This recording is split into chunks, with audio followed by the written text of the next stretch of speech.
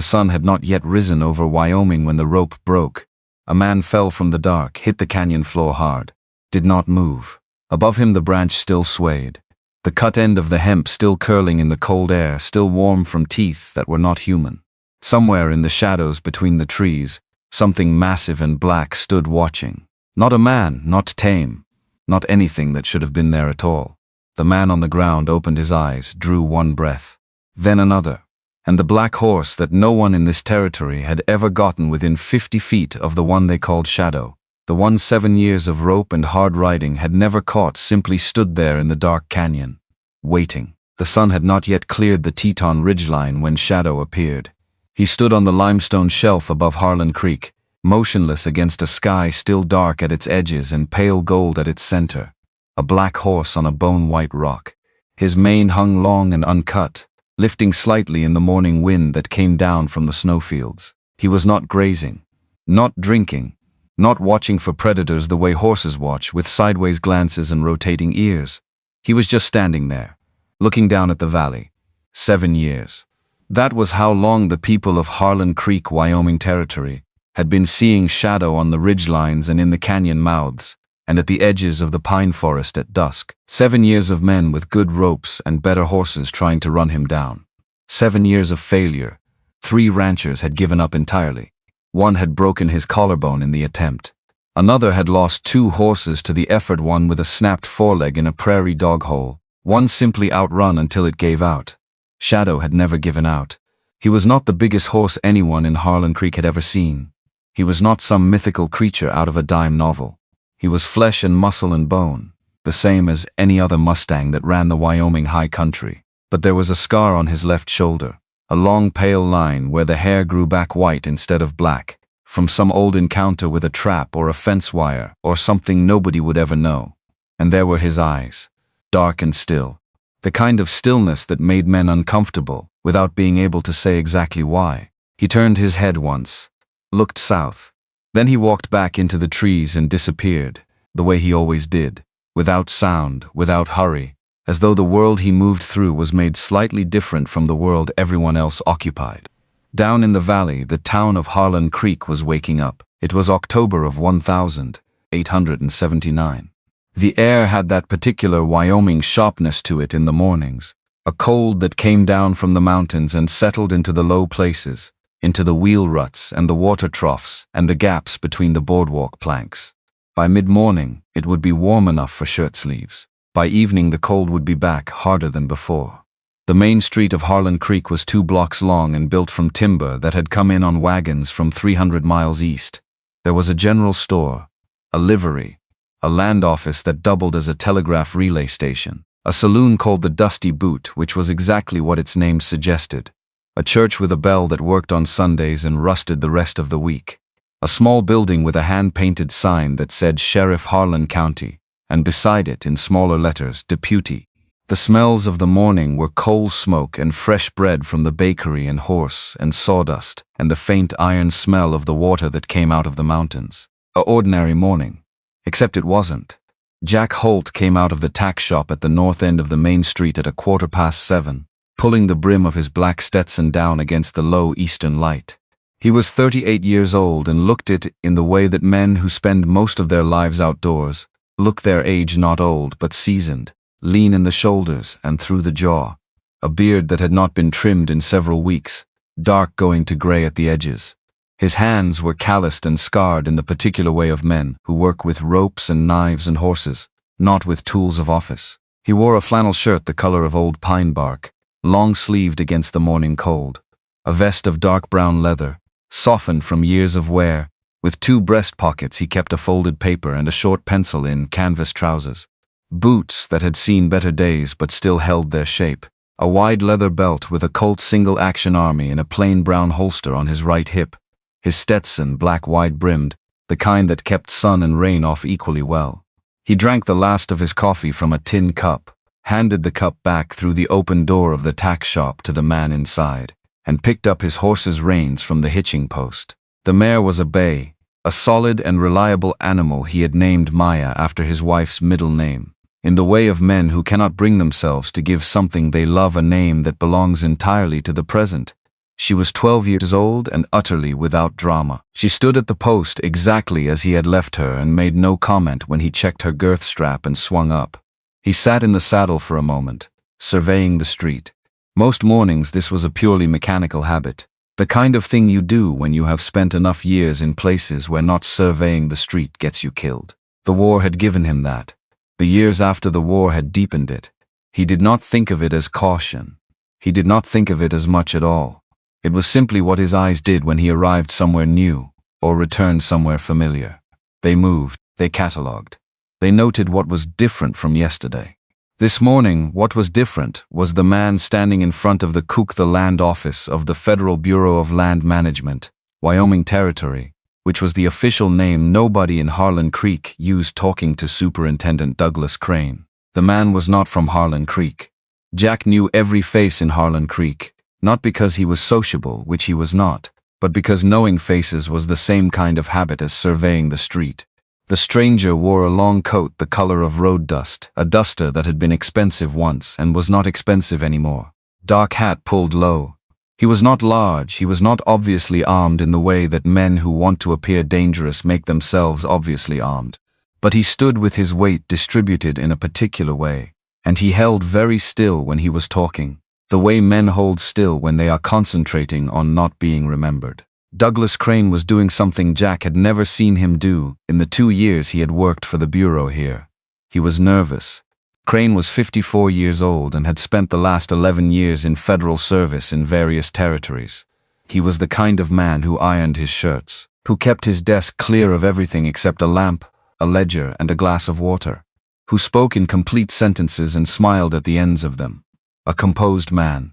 A man who presented composure the way other men presented weapons, as a form of control. But right now, talking to this stranger in a road dust coat, Crane's hands were doing something they did not usually do. They were moving. Small movements. Fingers pressing together. A slight adjustment of his cufflinks. The way hands move when a man is working very hard to look like he is not working hard at all. They exchanged something. Jack could not see what. A folded piece of paper, he thought. Small. Gone into the stranger's inner coat pocket in less than 2 seconds. No handshake.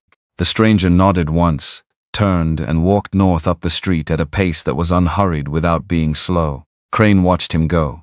Then Crane straightened his lapels and went back inside. Maya shifted beneath Jack impatient. He let her move. Rode her south down the main street toward the land office, past the general store where the owner's tabby cat was sitting on a barrel of dried beans, watching the street with the mild professional contempt of cats everywhere, past the dusty boot, whose doors were shut, and whose windows showed nothing but the reflection of the morning sky, past the livery, where he could hear the early sounds of horses being fed, the deep rhythmic sound of a draft horse working through grain. He dismounted at the hitching post in front of the land office and did not immediately go in. He stood for a moment at the post, checking the cinch on Maya's saddle as though that was what he was doing. He was looking at the dirt in front of the land office. The stranger's boot prints were there, clear in the soft dust near the edge of the boardwalk. Medium-sized boots, well-made soles. Not work boots, not cowboy boots with the pointed toe and the riding heel. These were the kind of boots that walking men wore. Men who did not spend their working days on horseback. He went inside. Crane was already behind his desk. He looked up when Jack entered and produced the precise calibrated smile that he produced for everyone who entered his office, which was to say it was pleasant and conveyed absolutely nothing. Holt. Right on time, Jack came and stood across the desk. He did not sit, a habit that irritated Crane, he knew, because Crane always gestured to the chair and Jack always remained standing. Crane had stopped gesturing to the chair some months ago. There's a sweep needed in Redstone Canyon, Crane said. He opened the right-hand drawer of his desk and withdrew a folded map. Placed it on the desk in front of Jack. Reports of unauthorized activity. Possibly timber cutting. Could be hunters off their permitted range. Straightforward patrol. Jack picked up the map. He unfolded it with the particular care of a man who reads maps the way other men read books. Not for pleasure, but because a misread line can put you on the wrong side of a mountain in a blizzard. He spread it on the desk and looked at it without expression. The map was detailed. It showed the canyon country south of Harlan Creek, the ridge lines, the creek beds, the tree lines. The scale was standard bureau issue. The paper was the right weight. The printing was official. But the main game trail that Jack knew ran along the north wall of Redstone Canyon. The trail he had scouted and walked and ridden so many times that he could close his eyes and see exactly where it bent east around the big granite outcrop that the local Shoshone called. In translation, the broken shoulder that trail was drawn on this map running west. Not a small error. Not a detail that might be a cartographer's choice. The trail ran west on this map and it ran north on the actual ground, and those were not close. Those were not almost the same. Those were opposite directions. He looked at the map for a moment longer. He looked at the canyon mouth, which was placed on this map approximately half a mile north of where it actually sat. He looked at the water source, a small spring that he knew lay in a hollow behind a stand of junipers on the east slope, which was shown on this map as being on the west slope. 3 errors, all of them in the same section of the map. All of them in the area of Redstone Canyon itself. He refolded the map. Solo, he said. It's a standard sweep. Nothing that requires a partner. Jack put the folded map in the left breast pocket of his vest. I'll head out this morning, he said. Good. Crane had already opened his ledger. Report back by Friday. Jack walked out. He stood on the boardwalk in front of the land office for exactly 3 seconds. Then he went to Maya, untied her, and rode back north at a walk. At the tack shop, he dismounted and went inside. And when he came back out, he was carrying the saddlebags he had left there while he had coffee. He tied them on, checked his Winchester in the saddle scabbard, checked his Colt in its holster, reached into the right breast pocket of his vest, pulled out the other map. This one was not printed. It was drawn in pencil and in ink on heavy waxed paper, in a hand that had spent years making precise small marks in small spaces. Every canyon in the Redstone area, every trail, every water source, every ridgeline. The places where the snow stayed late and made travel dangerous. The places where the rock was unstable. The slope above the second bend, where the soil was always wet and where horses' footing could go sideways without warning. 6 years of walking and riding these mountains had gone into this map. He compared it briefly to Crane's map. Not briefly enough to miss anything. Long enough to confirm what he had already seen. The errors in Crane's map were not random. They were not the errors of a cartographer who had not been to the canyon. They were the errors of someone who wanted a man following that map to end up somewhere specific, somewhere that was not where he thought he was going. He folded both maps and put them in the same pocket. He rode out.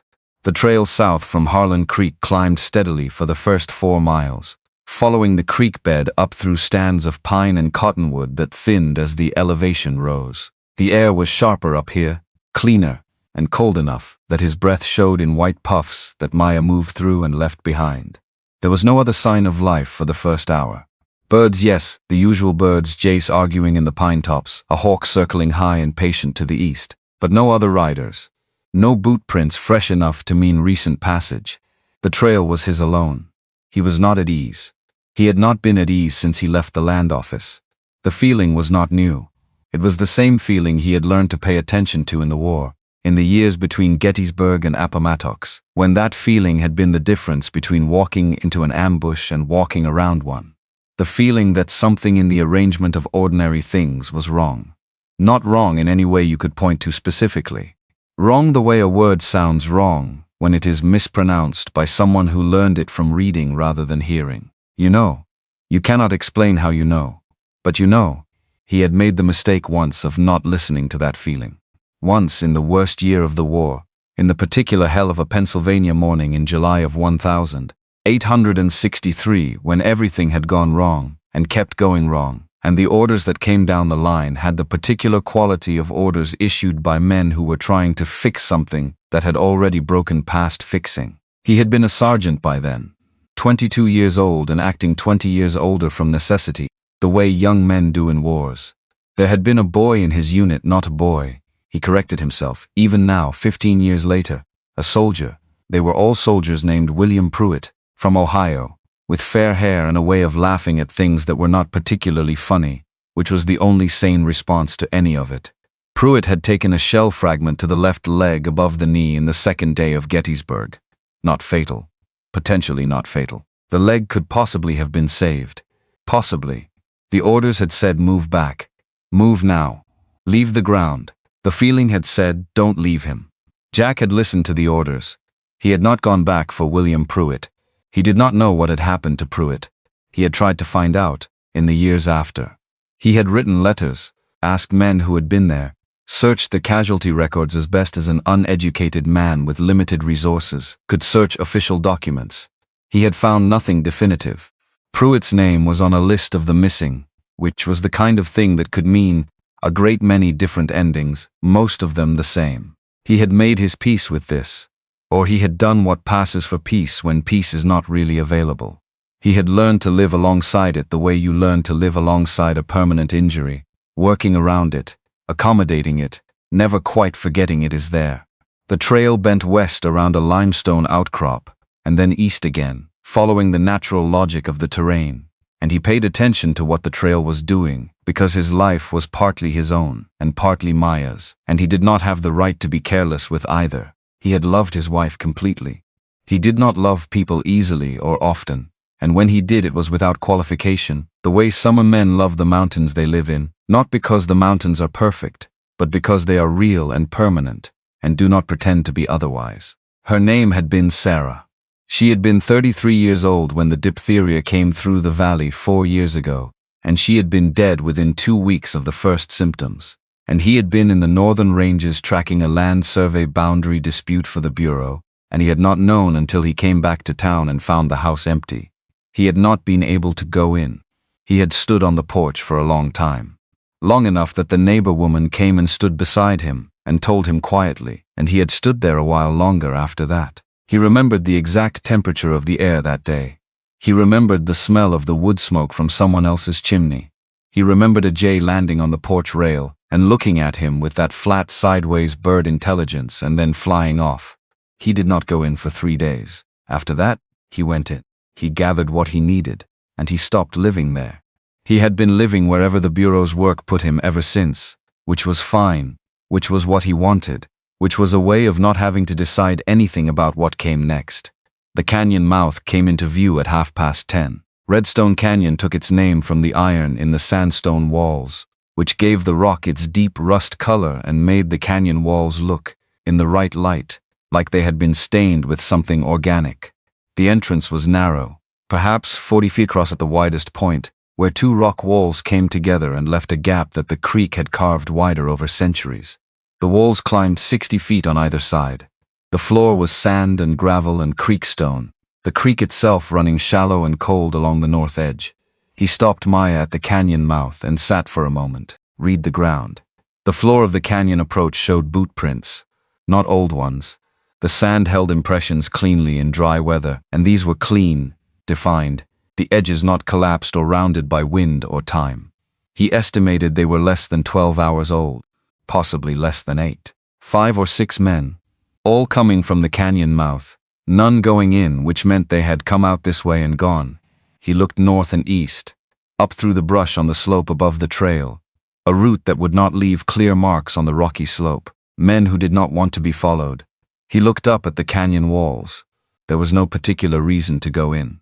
There was every reason to go in, because if he turned back now without completing the sweep, Crane would know that he knew something was wrong, and knowing that Crane knew he knew was a different kind of problem than just knowing. He went in. It was dark inside the canyon walls even at mid-morning, the walls tall enough to keep out direct sunlight until late afternoon, when the angle was low enough to reach the floor. The cold was deeper here, the kind of cold that came up from rock and water and stayed. His breath came in longer pulses now, the air still and quiet. He was about 300 yards into the canyon when he found the camp. It was not large, 3 men, maybe 4. A fire ring with ashes that were cold but not weathered, not rained on, not crusty with moisture the way ashes got after more than a couple of days. A canvas ground sheet half buried under fallen pine needles. An empty tin that had held beans. 2 cut stumps where men had been sitting.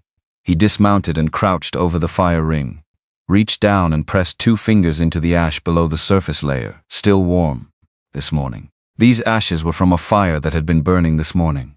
He stood and turned in a slow half-circle, reading the ground around the camp. The boot prints here matched what he had seen at the canyon mouth. 5 men, probably. No horses, no hoof prints, no manure, no signs of horses hobbled nearby. Men on foot then, or men who had left their horses somewhere else. He looked at the canyon walls above him. Nothing moved, which was the first problem, because there was always something moving in a canyon, in daylight birds, squirrels, the small shifting sounds of living things going about their business. A canyon this size should have been full of small sounds. It was not. It was absolutely quiet. The second problem arrived from 4 directions at once. He heard them before he saw them, the sound boots make on loose stone and sand, not heavy, not careless, but moving fast, the particular rhythm of men who have been waiting and are now done waiting. He had time to drop Maya's reins, which would keep her standing, and reach for his Colt and get it halfway out of the holster before the first of them came around the boulder to his left. There were 5 of them. The first one he could see clearly. Cole Briggs was 40 years old and had come up from Texas sometime in the mid-70s, and if there was a man in Wyoming Territory who wore trouble on his face more plainly, Jack had not met him. Heavy through the shoulders, a jaw like an axe handle. He wore his dark hat low and his duster long, and the 2 guns at his hips were not decorative. He carried a length of ash wood in his right hand. The second came from behind the fallen pine to Jack's right. 2 more appeared from the shadows deeper in the canyon. The 5th, Jack did not see until he was already moving, because the 5th came from behind, from the shadow of the canyon wall itself, where a man could flatten into a shadow and wait. Jack got the Colt fully out. He fired once, straight up, a warning shot that cracked through the canyon and sent something large and startled crashing up through the brush on the left wall, which briefly drew every eye but his. He used the second to put his back against the nearest boulder, but the 5th man was already behind him. The piece of wood hit the back of his right arm, just above the elbow on the nerve bundle that runs along the bone there. The Colt dropped from fingers that had suddenly gone numb and electric with pain. He pivoted, drove his left elbow back hard, aiming for the face, making contact, felt the impact, and heard a sound he had heard before in close combat, the wet crunch of a nose going sideways. The man behind him staggered and went down swearing. Then the others came in. What followed was not a fight in any narrative sense. It was a series of desperate, functional actions by a man who had been trained in a hard school and had considerable experience in close-quarters violence, who was nevertheless outnumbered 5 to 1 and operating with one arm that was not working properly yet. He got a knee into the ribs of the man who came in low from the left. That man made a sound and sat down hard. He got his left hand on the wrist of the man who was reaching for him from the right and put him off balance long enough to drive a forearm into his throat. 2 more came in together, which was the right tactical decision when you had the numbers, and when they hit him from both sides he went down to 1 knee. The ashwood found the back of his head. Not full force. He turned into it enough to take some of the blow on his hat brim and the crown, rather than on the base of the skull where it would have ended things quickly. But enough. White and then gray and then a high thin ringing sound. He was on the ground. The gravel was cold against his cheek. The ringing was very loud. He was aware of his hands being pulled behind him, the rough drag of hemp rope on his wrists, someone's knee in the middle of his back applying efficient pressure. He did not have the capacity at that moment to resist this in any meaningful way. He focused on breathing, on staying conscious, on cataloging what was happening with whatever part of his mind was still working clearly. His Colt was in the sand 3 feet away. His Winchester was still in Maya's scabbard. Maya had backed against the far wall of the canyon and was standing there with her ears flat, alarmed but not bolting, the good steady animal she had always been. The men were working efficiently. Professional, he thought distantly. These were not drunken troublemakers or frustrated cowboys. These were men who had done this before. The rope went around his ankles next. Then he was being pulled upright, not to stand, but to move, being dragged by the arms and the coat collar through the sand toward the back of the canyon, where a large oak grew against the south wall, its branches spreading wide in the space where the canyon walls pulled slightly apart. Briggs had not hit him, had not spoken, had supervised. He spoke now, standing in front of Jack, who was on his knees in the sand with his hands bound behind him, and his vision clearing slowly through the ringing. Crane said, "Make it clean." Briggs's voice was flat and dry, the kind of voice that came from a man who did not feel the need to perform anything. No anger, no satisfaction, just business. Said, "Make sure it looked like the canyon had you." Not uncommon, man goes into rough terrain alone. These things happen. He crouched down to Jack's level. His eyes were the color of creek mud. Nothing personal, he said. Jack said nothing. The rope went over the oak branch. It was thick rope, the kind used to pull heavy loads, and they threw it over a branch 12 feet up with the ease of men who had done this or something like it before. The noose went around his ankles, over the existing rope that already bound them. He felt himself being lifted, the blood beginning immediately to redistribute, the world inverting as his feet went up and his head went down. The oak branch was solid. The rope held. He swung there gently, his hat falling from his head and landing in the dust below him, brim up. Briggs stood below, looking up at him the way a man might look at a fence he had just finished mending, satisfied by the competence of the work, indifferent to everything else about it. Crane wants the canyon patrol quietly retired, Briggs said. You can understand. Man goes in alone, terrain's rough, things happen. Nobody looks for anybody in Redstone Canyon after winter sets in. He glanced at two of his men who were gathering their tools. Leave the horse. Man riding alone, horse wanders back without him. Story tells itself. Jack's vision had entirely inverted now.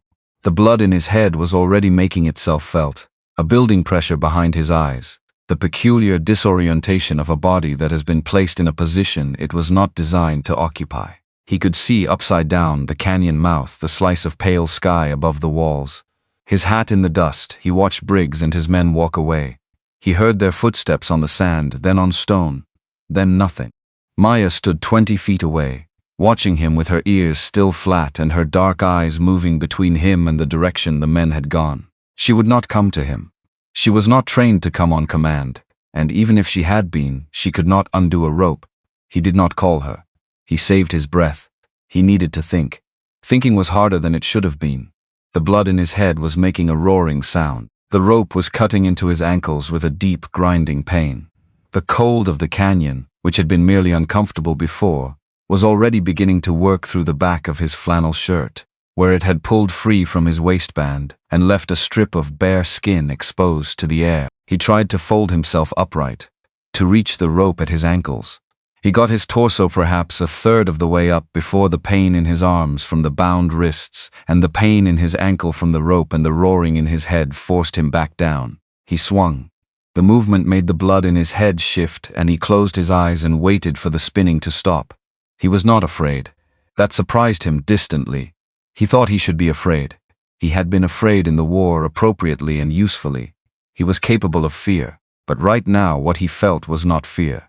It was something closer to the strange clarity that comes when a situation becomes simple enough that there are only one or two variables worth attending to. He was going to lose consciousness in a matter of time. An hour. Maybe less, depending on how the blood pressure in his head built. If he lost consciousness, he would not regain it under these conditions. That was the variable that mattered. Everything else, Crane, Briggs, the maps, the canyon, the bureau, all of it that was for later. If there was a later. He made himself breathe slowly.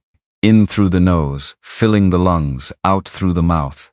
The technique he had learned in the war from a physician who had told them that controlled breathing reduced the rate at which blood pressure built in hanging. He did not know if the physician had been correct. He had never had occasion to test it before. He tested it now. His eyes went to the canyon walls above. Still pale. Mid-morning, hours of daylight left, which meant hours of temperature that might not kill him on its own. He needed either to free himself or to be found. Both seemed at this moment equally unlikely.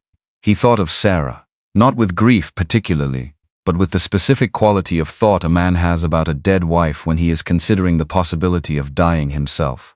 He thought, I should have been there. He thought, I know. He thought, she would have said it was not my fault. He thought, she would have been wrong. He thought of Pruitt, of Ohio, of a laugh like an unexpected key in a familiar lock. The canyon was very quiet. The sun moved.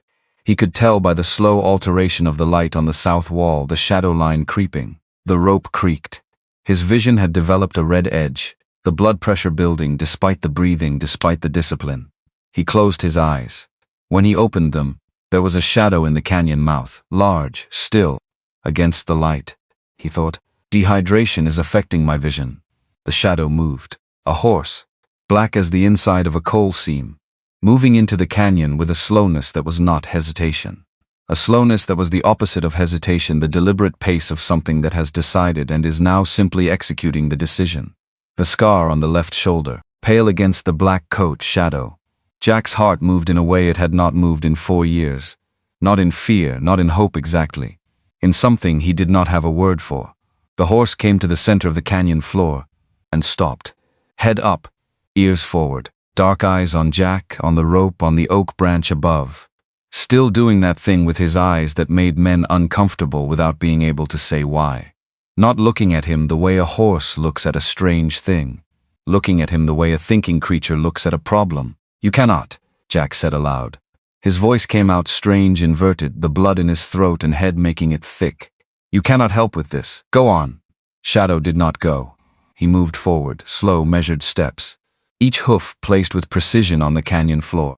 He circled the hanging man once, twice, not in agitation, not the nervous circling of a horse that does not understand what it is looking at. In assessment. The way Jack himself circled a problem in the field, covering the angles, reading the situation before committing to an action. He stopped directly below Jack's bound ankles. He stretched his neck up. His nostrils widened. He smelled the rope. Jack held still. He understood, or thought he understood, or was possibly losing consciousness and generating understanding, as a final act of desperate imagination. He did not know which, but he held still. Shadow's lips peeled back from his teeth. He bit the rope.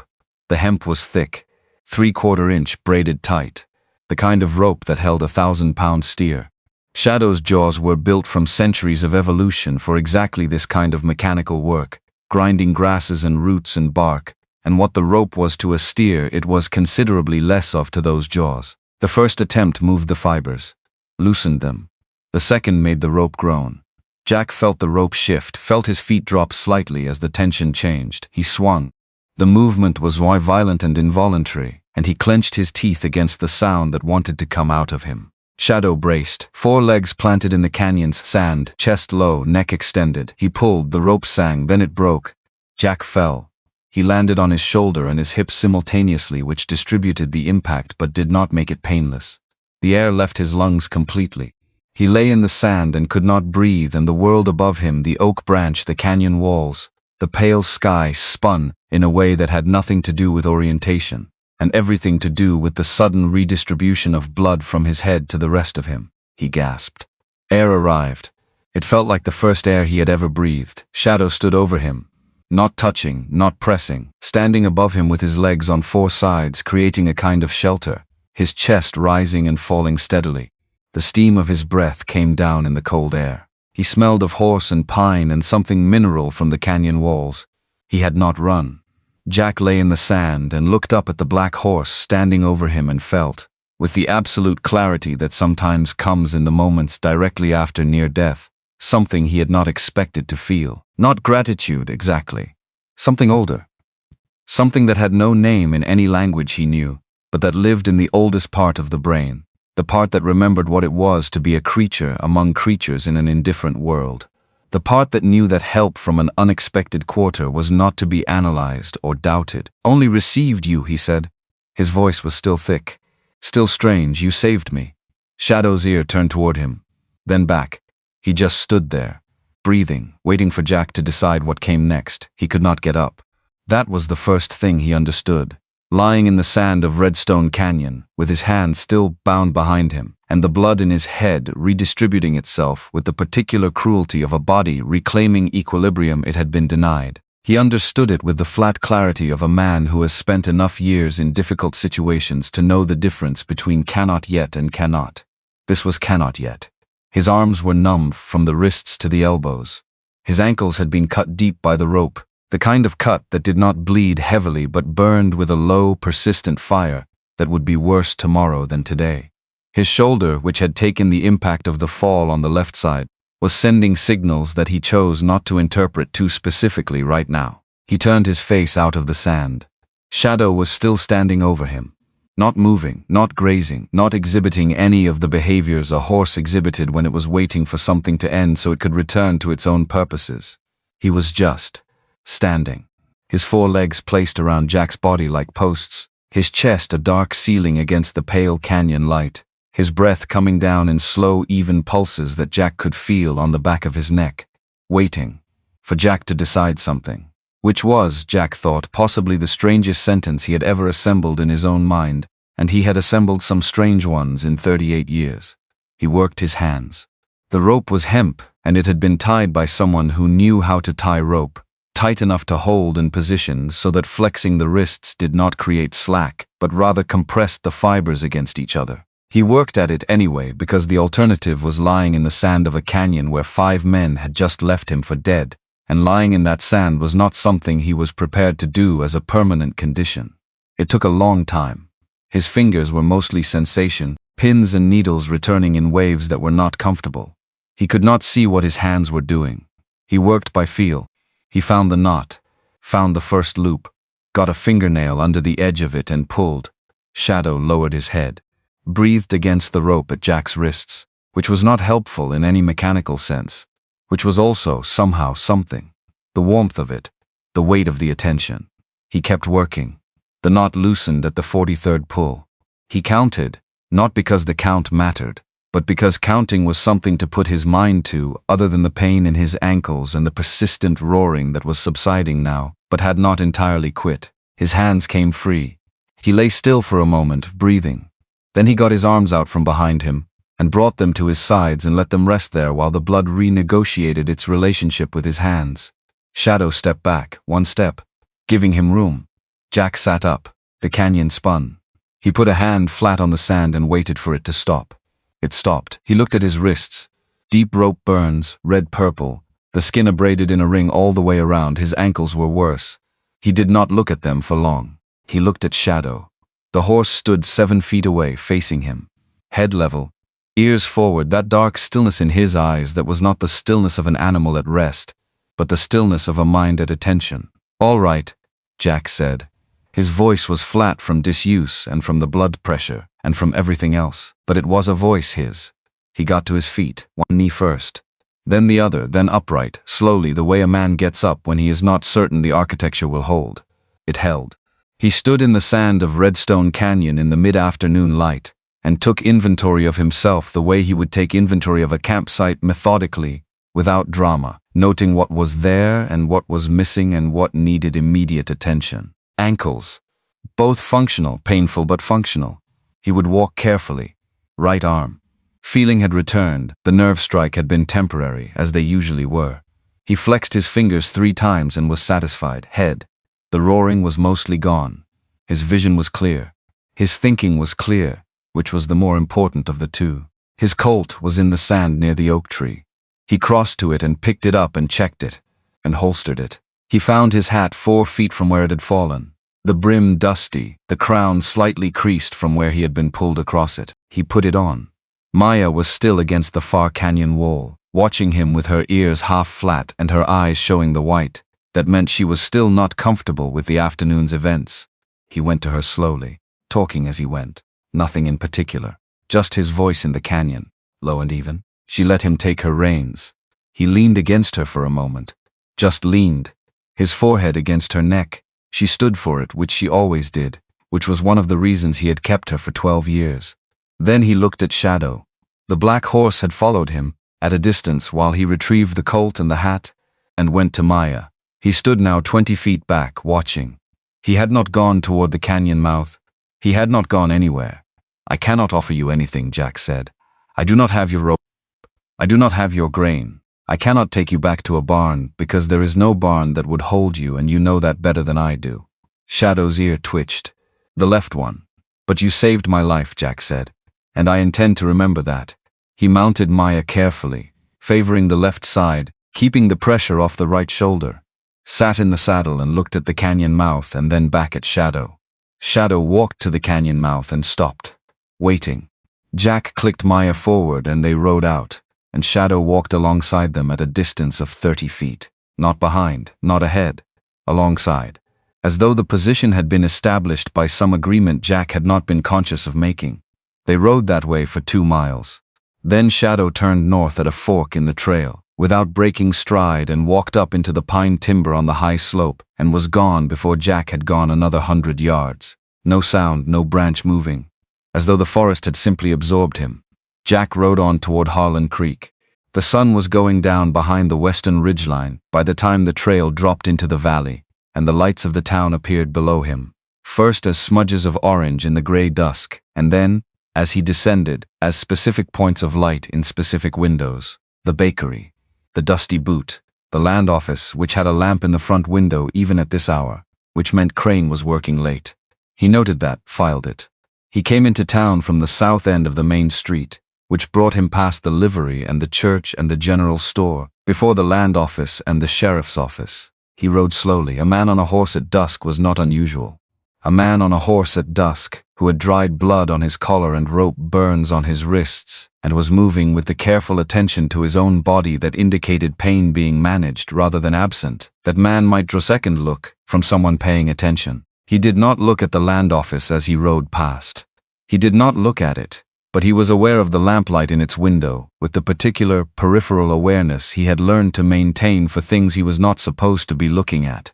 He rode past. He got off Maya at the livery, paid for her boarding and her feed, and carried his saddlebags to the small room he rented from the widow who ran the boarding house at the north end of town. Mrs. Patterson, who was 60 and brisk, and had seen enough of life's difficulties that she did not make a performance of noticing them in others, looked at him when he came through the door, and looked at his wrists, and looked at his face, and handed him a clean cloth and a basin of water from the kitchen stove, without saying anything at all, which was exactly the right response. He washed, changed his shirt, wrapped his wrists in strips of clean flannel that he tore from the hem of an old undershirt. His ankles he wrapped more carefully, the burns deeper there, the skin raw in ways that would need a few days of not walking much. He was not going to get a few days of not walking much. He sat on the edge of his narrow bed and looked at the two maps side by side in the lamplight. Crane's map and his own. The errors in Crane's map were not subtle. A man who did not know Redstone Canyon would have followed that map directly into the section of the canyon where Briggs and his men had been waiting. The section that was represented on Crane's map as a through route but was in fact a dead end, a place where the canyon walls came together and turned back on themselves, and there was nowhere to go but the way you came, a killing ground, prepared and waiting. He folded both maps and put them in the breast pocket of the clean vest he had put on. Then he sat and thought about what he was going to do next. The obvious thing was Mae Donovan, deputy sheriff, Harlan County, 31 years old and the daughter of the previous sheriff who had taught her everything he knew before his heart gave out 3 years ago. She wore the deputy star and did the work of 3 men, and was generally regarded by the people of Harlan Creek with the specific trust that attaches to someone who has never given them a reason not to. He did not know if he could trust her. He did not know if he could trust anyone. That was the problem with being betrayed by a man in a federal office.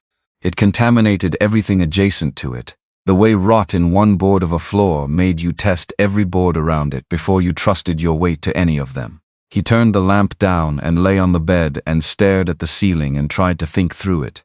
Crane had been in the Bureau's Wyoming office for 2 years. He had access to every land survey in the territory.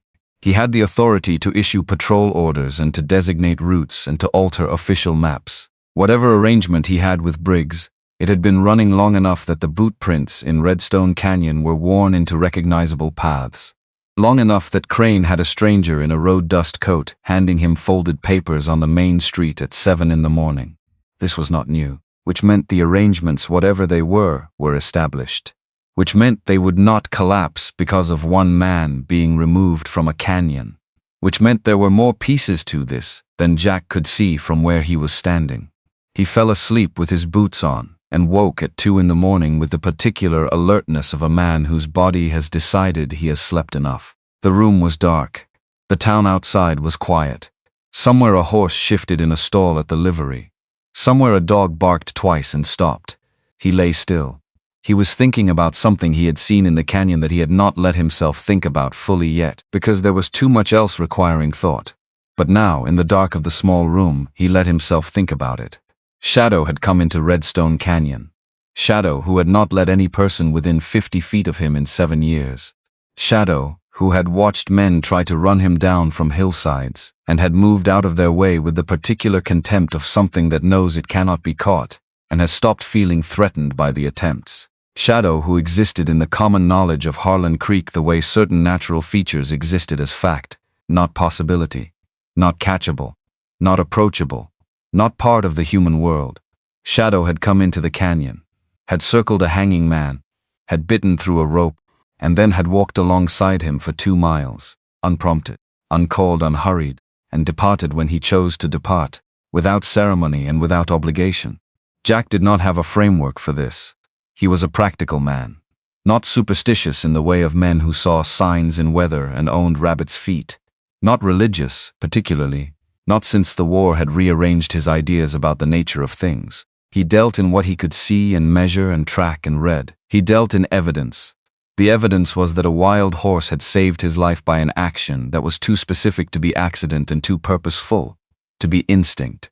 He did not know what to do with that. He did not know what it meant. He only knew it had happened, and that he would not forget it. He got up before first light, dressed, checked his Colt and the Winchester he kept under the bed, went to the kitchen where Mrs. Patterson had left coffee on the back of the stove, as she always did for early risers, and drank 2 cups standing up. He was at the sheriff's office when Mae Donovan opened it at 7. She looked at him the way she looked at everything directly, without performance, with the measuring quality of someone who has been trained to assess situations before acting on them. She looked at his wrists. The flannel wrappings were not invisible. "Come in," she said. He came in. The office was small and orderly. A desk, 2 chairs, a gun rack on the wall holding 2 shotguns and a rifle. A cell at the back currently empty, its door open. A potbelly stove in the corner that Mae had already lit. The room smelled of coal smoke and gun oil. She sat behind the desk. He sat across from her, which surprised him because he almost never sat. But his ankles were telling him things and he listened to them this morning. "Fell from my horse," she said, in the flat tone of someone presenting information they already know is incomplete. He looked at her.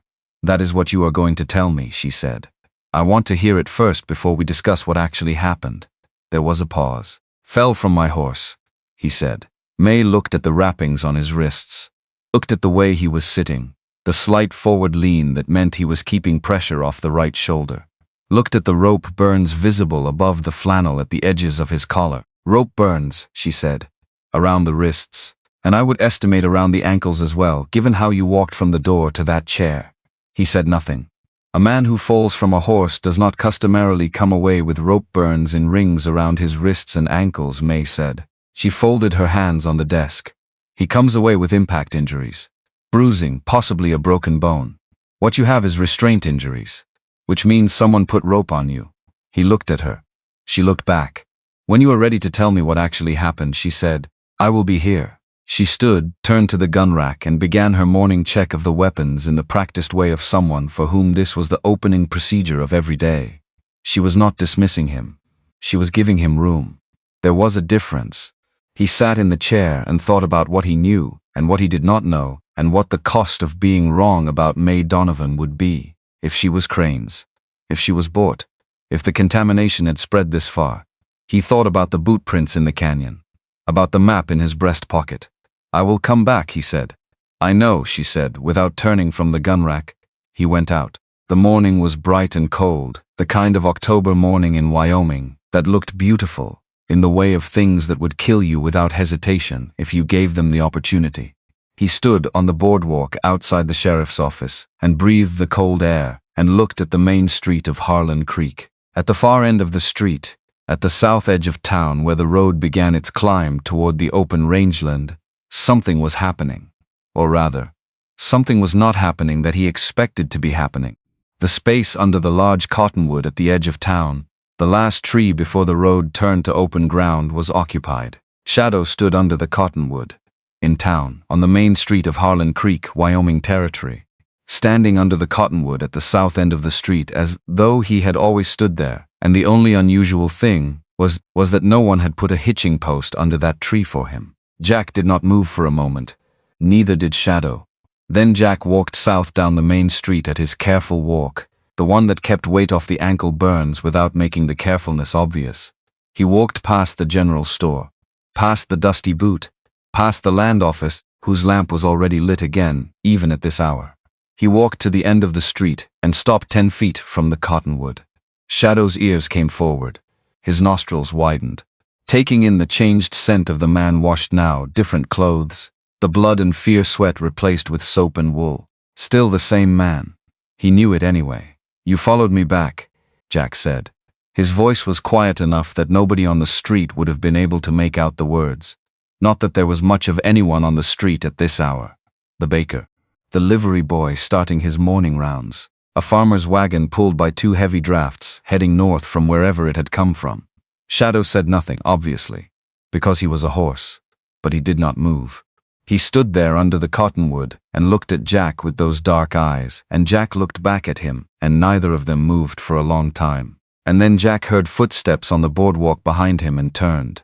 Clara Webb had come out of the hotel. He knew who she was. You knew everyone in Harlan Creek if you had been there for 2 years. She was the widow who had the small ranch outside of town. 3 miles east, the one with the good water rights and the red barn that needed its roof patched last summer. But she had patched it herself rather than wait for someone to do it for her. He had seen her in town a dozen times. Had exchanged perhaps 4 sentences with her in 2 years, all of them functional. Where is the feed store? Is the road to Laramie clear? Things like that. She was 38. Dark hair, brown going warm in the light. She wore a work blouse in pale cotton, long-sleeved and buttoned properly, a canvas riding skirt in dark brown, low boot, a wide-brimmed cotton hat hanging on its cord down her back. A practical woman's clothes. Not the clothes of a woman who thought about what she wore in any way that was not directly related to what she was going to be doing that day. She stopped when she saw Shadow, not in fear. In the arrested attention of someone who has heard a thing described and is now seeing the thing itself and finding the description inadequate. She looked at Shadow. She looked at Jack. She looked back at Shadow. "That's the horse," she said. Not a question. "Yes." She stepped off the boardwalk and came across the street. Not fast, carefully, with the instinct of a ranch woman who had grown up around horses and knew how to approach what she did not know. Shadow watched her come, his ears moved, tracking her. He did not step back. He did not telegraph any of the small nervous signals that horses telegraphed before they decided to move. He just watched her approach with the same still attention he turned on everything. She stopped beside Jack. 4 feet from Shadow. They stood there, all 3 of them, in the October morning light under the cottonwood at the south end of Harlan Creek's main street. "He was here when I came out," Clara said, quietly, as though speaking at a normal volume might break something. "He followed me back from the canyon," Jack said. She turned and looked at him then. Her eyes were the particular shade of brown that reads darker in shade and lighter in direct sun. And right now, in the cool morning with the shadows still long, they were very dark. She looked at his wrists, the flannel wrappings. She did not ask. But the question was in her eyes plainly enough that ignoring it felt like a specific kind of rudeness. "I had some trouble in the canyon," he said.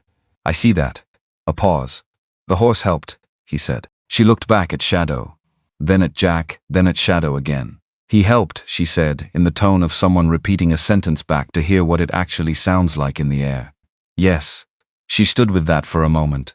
"All right," she said finally, which was the most Wyoming thing anyone could have said in response to learning that a horse that nobody had been within 50 feet of in 7 years had apparently intervened in whatever had happened to this man in the canyon to the south. "All right, as in that is what happened, as in, we will proceed from that fact." He looked at her.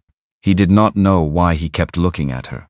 He looked at people as a functional matter, to read them, to take their measure, the same way he read terrain and weather, and the behavior of animals before he made a decision. But this was something slightly different, and he was aware of the difference, and did not entirely know what to do with it. She was not soft. That was the thing you noticed first about her, if you were paying attention. Not soft in the way that women were sometimes described as soft, meaning yielding or deferring. She had the quality of certain places in the high country that looked open and were not, that offered no obvious resistance and contained a great deal. "Do you want coffee?" she said. "The hotel has it on early." He should go back to his room. He should go back to the maps and the problem and the calculation of what he knew and did not know about Crane and Briggs and whatever it was that had been running in Redstone Canyon long enough to wear paths in the trail. "Yes," he said. They left Shadow under the cottonwood. He was still there when they came out an hour later, which startled the baker's apprentice so badly that he dropped an entire tray of rolls, which rolled into the street, which the livery dog retrieved with great efficiency and no apology. Shadow watched this with what appeared to be moderate interest. Jack had not intended to tell her anything. That was what he told himself, walking to the hotel. He was going to drink coffee, and that was all. He was going to be careful. He was not careful. Not in the way he meant to be. Not in the way he had been careful for 4 years, keeping everything that was not directly functional behind a wall, that he maintained with the same regular attention he gave to his weapons and his gear. He did not tell her about the maps. He did not tell her about Crane. He did not tell her about Briggs or the camp in the canyon or the rope, but he told her about not sleeping. It came out sideways, from something she said about waking before dawn from habit, from the ranch, from years of a ranch schedule that her body remembered, even though she no longer needed to be up at 4 to help with the morning feeding because it was just her now and the stock she kept was manageable alone. How long? How long, he said. 3 years, she said, since Thomas died. A pause. 4, he said, for me. She wrapped both hands around her coffee cup. The cups were the hotel's good china, cream-colored with a small blue flower at the rim, incongruous in this room, in this town, in this conversation. Does it get easier? She said. He thought about the honest answer. It gets different, he said.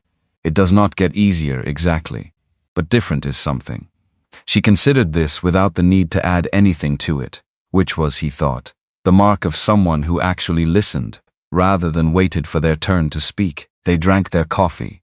He did not tell her about the canyon, but when he stood to go, he looked at her for a moment, in a way that meant more than he intended it to, and she looked back at him in a way that suggested she had noticed it. Neither of them said anything about it. He went out. Shadow was still under the cottonwood.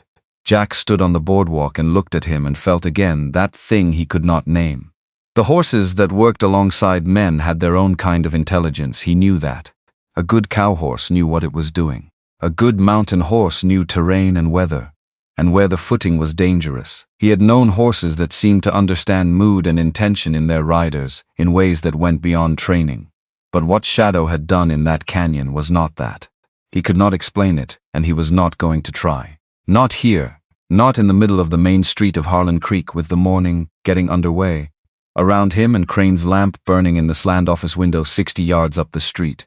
He walked to the cottonwood. He stood in front of Shadow. Close.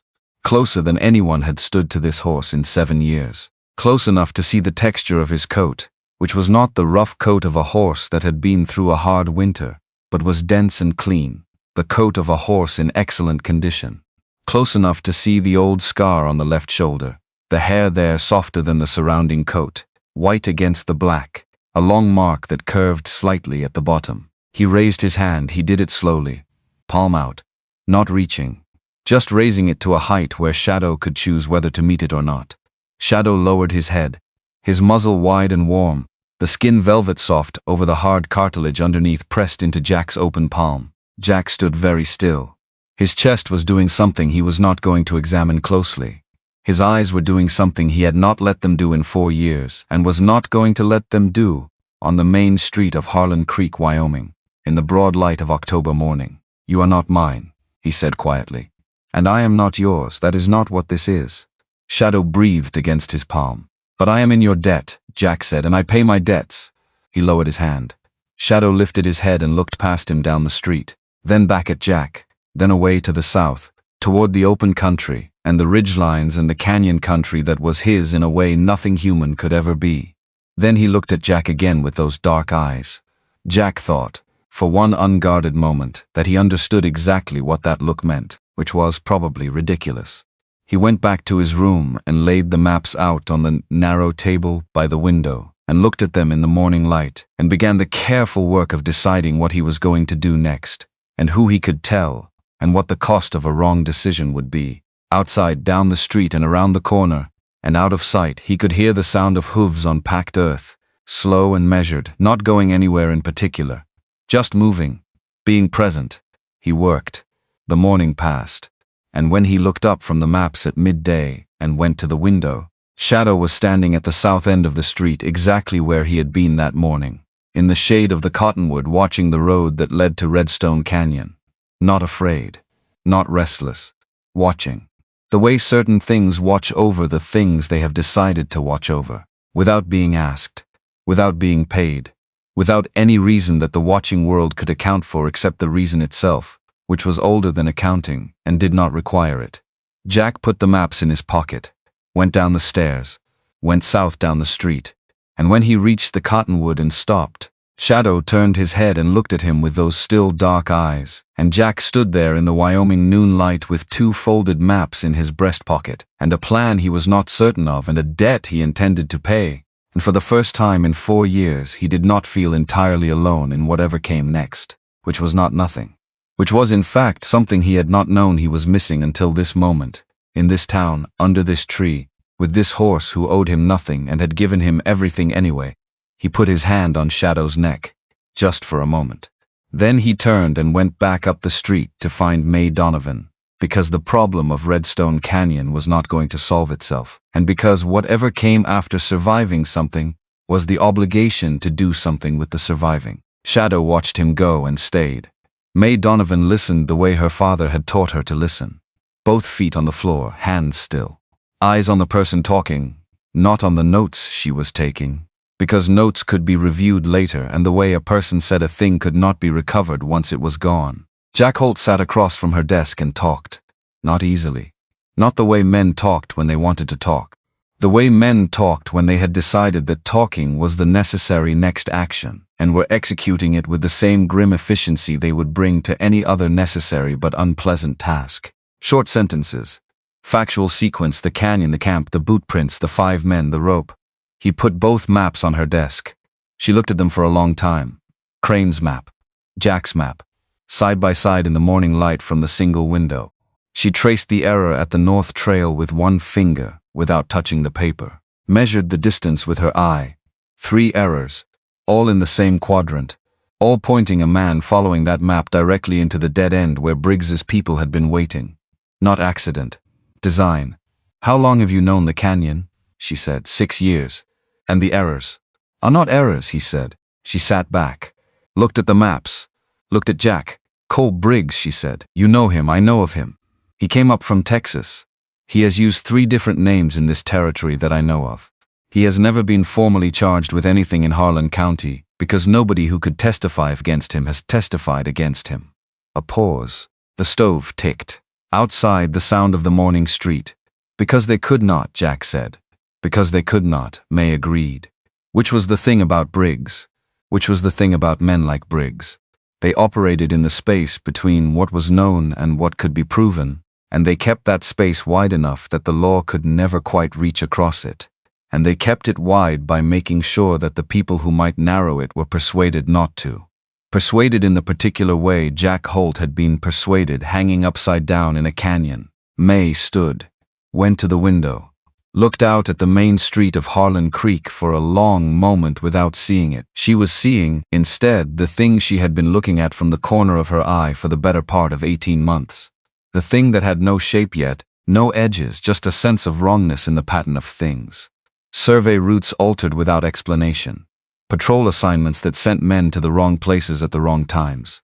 Small inconsistencies in the Bureau's land records that she had noticed because her father had taught her to notice inconsistencies in records, the same way he had taught her to notice inconsistencies in testimony. Crane. She had suspected Crane for 8 months. She had nothing that would hold in a court. She had a pattern, and patterns were not proof. They were the shape of proof, the negative space where proof was going to be, but the proof itself was still missing. I need time, she said. How much time? 3 days. Maybe less. They will move what they have in that canyon. I know that. She turned from the window. But if I move now, I move with nothing. And Crane has federal authority in this territory. If I accuse a federal superintendent with nothing, he brings down authority from Cheyenne, and I lose the ability to investigate at all. I need something solid before I move. Jack looked at her. She could see him deciding, measuring, weighing her against whatever calculation he was running in his head about who could be trusted and at what cost. 3 days, he said. Maybe less. He picked up his own map from her desk and left Crane's. I will be back, he said. I know, she said. He went out. She stood at her desk and looked at Crane's map and thought about what it meant. Not just the map, the whole of it. The arrangement that had to exist for this map to have been made. Someone had surveyed Redstone Canyon and deliberately recorded it wrong. Someone had then had that falsified survey printed as an official Bureau document. Someone had then given it to a man being sent into that canyon alone, with the intention that the man would follow it into a dead end and not come back. This was not opportunistic corruption. This was organized. This had been running for some time. She pulled out her own records. The ones she had been keeping in a notebook she kept locked in the bottom drawer of her desk rather than in the official files, because the official files were accessible to anyone with bureau authority, and bureau authority included Crane. She had a lot of things in that notebook. Not proof. Not yet. But maybe with Crane's map and the testimony of a man who had been hanging from a canyon wall, maybe now. She sat down and began to write. Jack did not go back to his room. He went to the cottonwood. Shadow was there. Of course he was. Still under the cottonwood, still watching the south road, still carrying that quality of deliberate presence that Jack had no language for, and had stopped trying to find language for. He stood beside the horse for a while and did not say anything. Just stood, letting the morning work on him. His wrists hurt, his ankles hurt, his shoulder was stiff in the particular way of an impact injury that had been imperfectly managed. All of this was information. Manageable information. What was less manageable was the other thing. Clara Webb. Specifically, the fact that he had sat across a table from her for an hour this morning, and had talked about not sleeping, and had felt for the first time since Sarah, the particular quality of ease that came from being in a room with someone who did not require anything of you except honesty, which was extremely inconvenient. He was as in the middle of determining who had tried to have him killed and why. He had 3 days in which Mae Donovan was going to do her investigation, during which he could not move openly against Crane without destroying whatever Mae was building. He had a camp full of men in Redstone Canyon who did not know yet whether their plan had worked. He had Crane in the land office 60 yards up the street going about his day, as though nothing had happened. This was not the moment to be thinking about a widow with dark brown eyes and a way of listening that made you say things you had not intended to say. He was absolutely going to think about it anyway. Because that was, apparently, what happened when you had spent 4 years behind a wall and something got through the wall without being invited. It demanded attention. It took up space. It did not care that the timing was terrible. He put his hand on Shadow's neck. "You are very calm," he told the horse. Shadow moved his ear, the left one. "I am not calm," Jack said. In case that was not evident. Shadow exhaled, a long, slow equine exhale of a horse who has, if not opinions, then something in the vicinity of opinions. "That is not helpful," Jack said. He went back to his room and sat with the maps and thought about Crane and Briggs until mid-afternoon.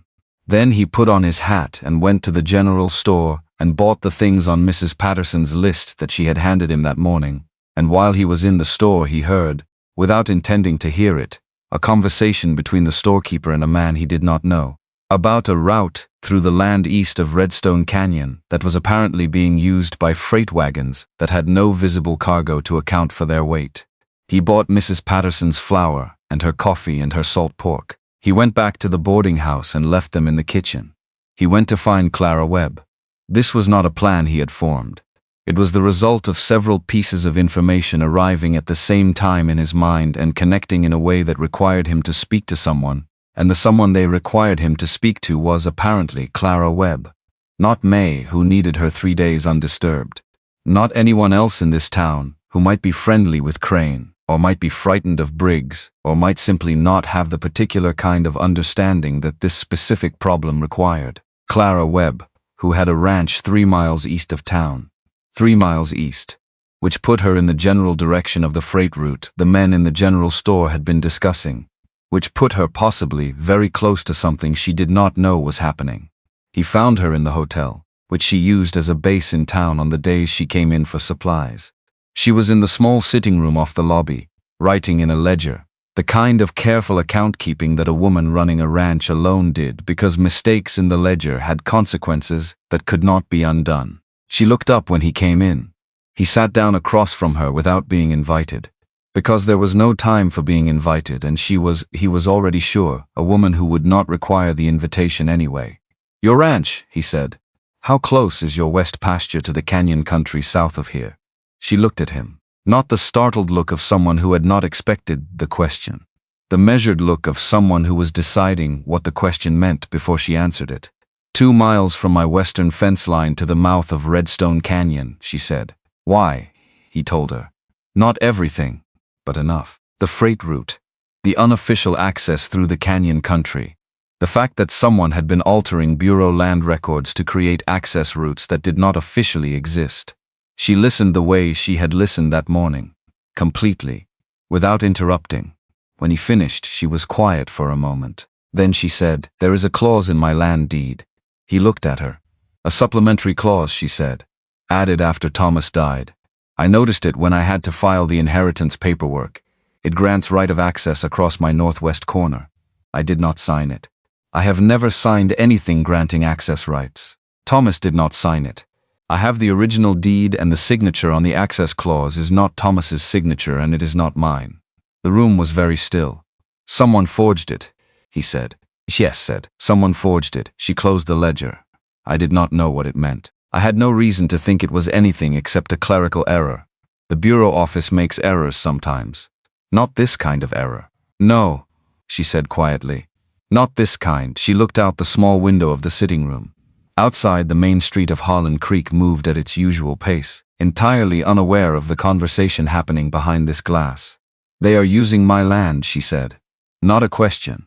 The flat acknowledgement of someone who has just understood something and is choosing to look directly at it rather than away from it.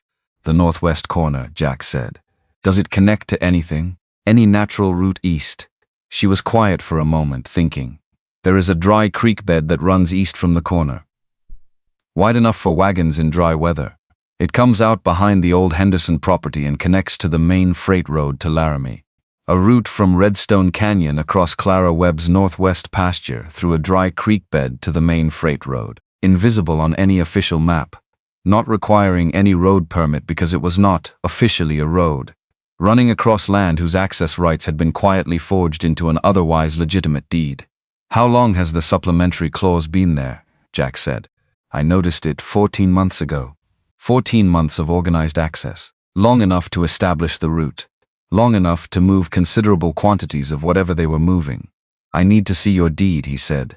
"I have it at the ranch. Can you get it today?" She was already standing. They rode out to the Webb ranch together, which was, Jack thought, the kind of thing that happened in this situation, and should not be given more weight than the situation required. She rode a gray gelding with an easy ground-covering walk, and she rode it the way people who had ridden since childhood rode, without thinking about it, her body moving with the horse's movement unconsciously, her attention on the terrain and the conversation, and not on the mechanics of riding at all. The ranch was modest. The kind of ranch that a man and woman had built together, with limited resources and considerable work, and that a woman alone had maintained with the same resources and the same work and somewhat more difficulty. The red barn had been repaired recently, the new boards visible against the weathered old ones. The house was small and clean, the kitchen garden winterized, the fence lines in good repair. She did not apologize for any of it. He liked that. She went into the house and came back with a metal box that had a lock, opened the lock with a key on a cord she wore inside her blouse, and extracted a folded document. The original land deed. Land granted by the Territory of Wyoming in 1872. Thomas Webb's signature on the primary document, bold and clear. The original terms. The original rights. And at the bottom, on an additional page that was attached to the main document, but was on slightly different paper, a supplementary access clause. 2 paragraphs in careful legal language granting right of passage across the northwest corner of the property for the purposes of agricultural and commercial access, in perpetuity, to any authorized representative of the Federal Bureau of Land Management, Wyoming Territory. Signed, supposedly by Thomas Webb. Jack looked at the signature. He had never seen Thomas Webb's signature before.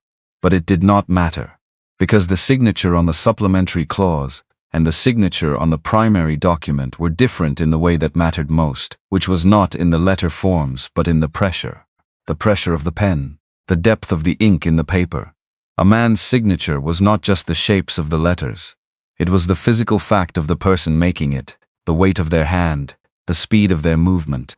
These 2 signatures had been made by hands with entirely different physical weights and entirely different rhythms. "He did not sign this," Jack said. "No," Clara said. She was looking at the document with the expression of a woman who has been patient with something for a long time and is now done being patient. "They used my land," she said, "and forged my husband's name to do it." A pause. I want to see the northwest corner, Jack said. They rode there.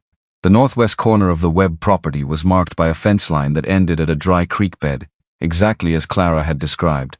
The creek bed was wide, 6-7 feet across, the banks low and gradual, the kind of natural channel that wagons could navigate without modification.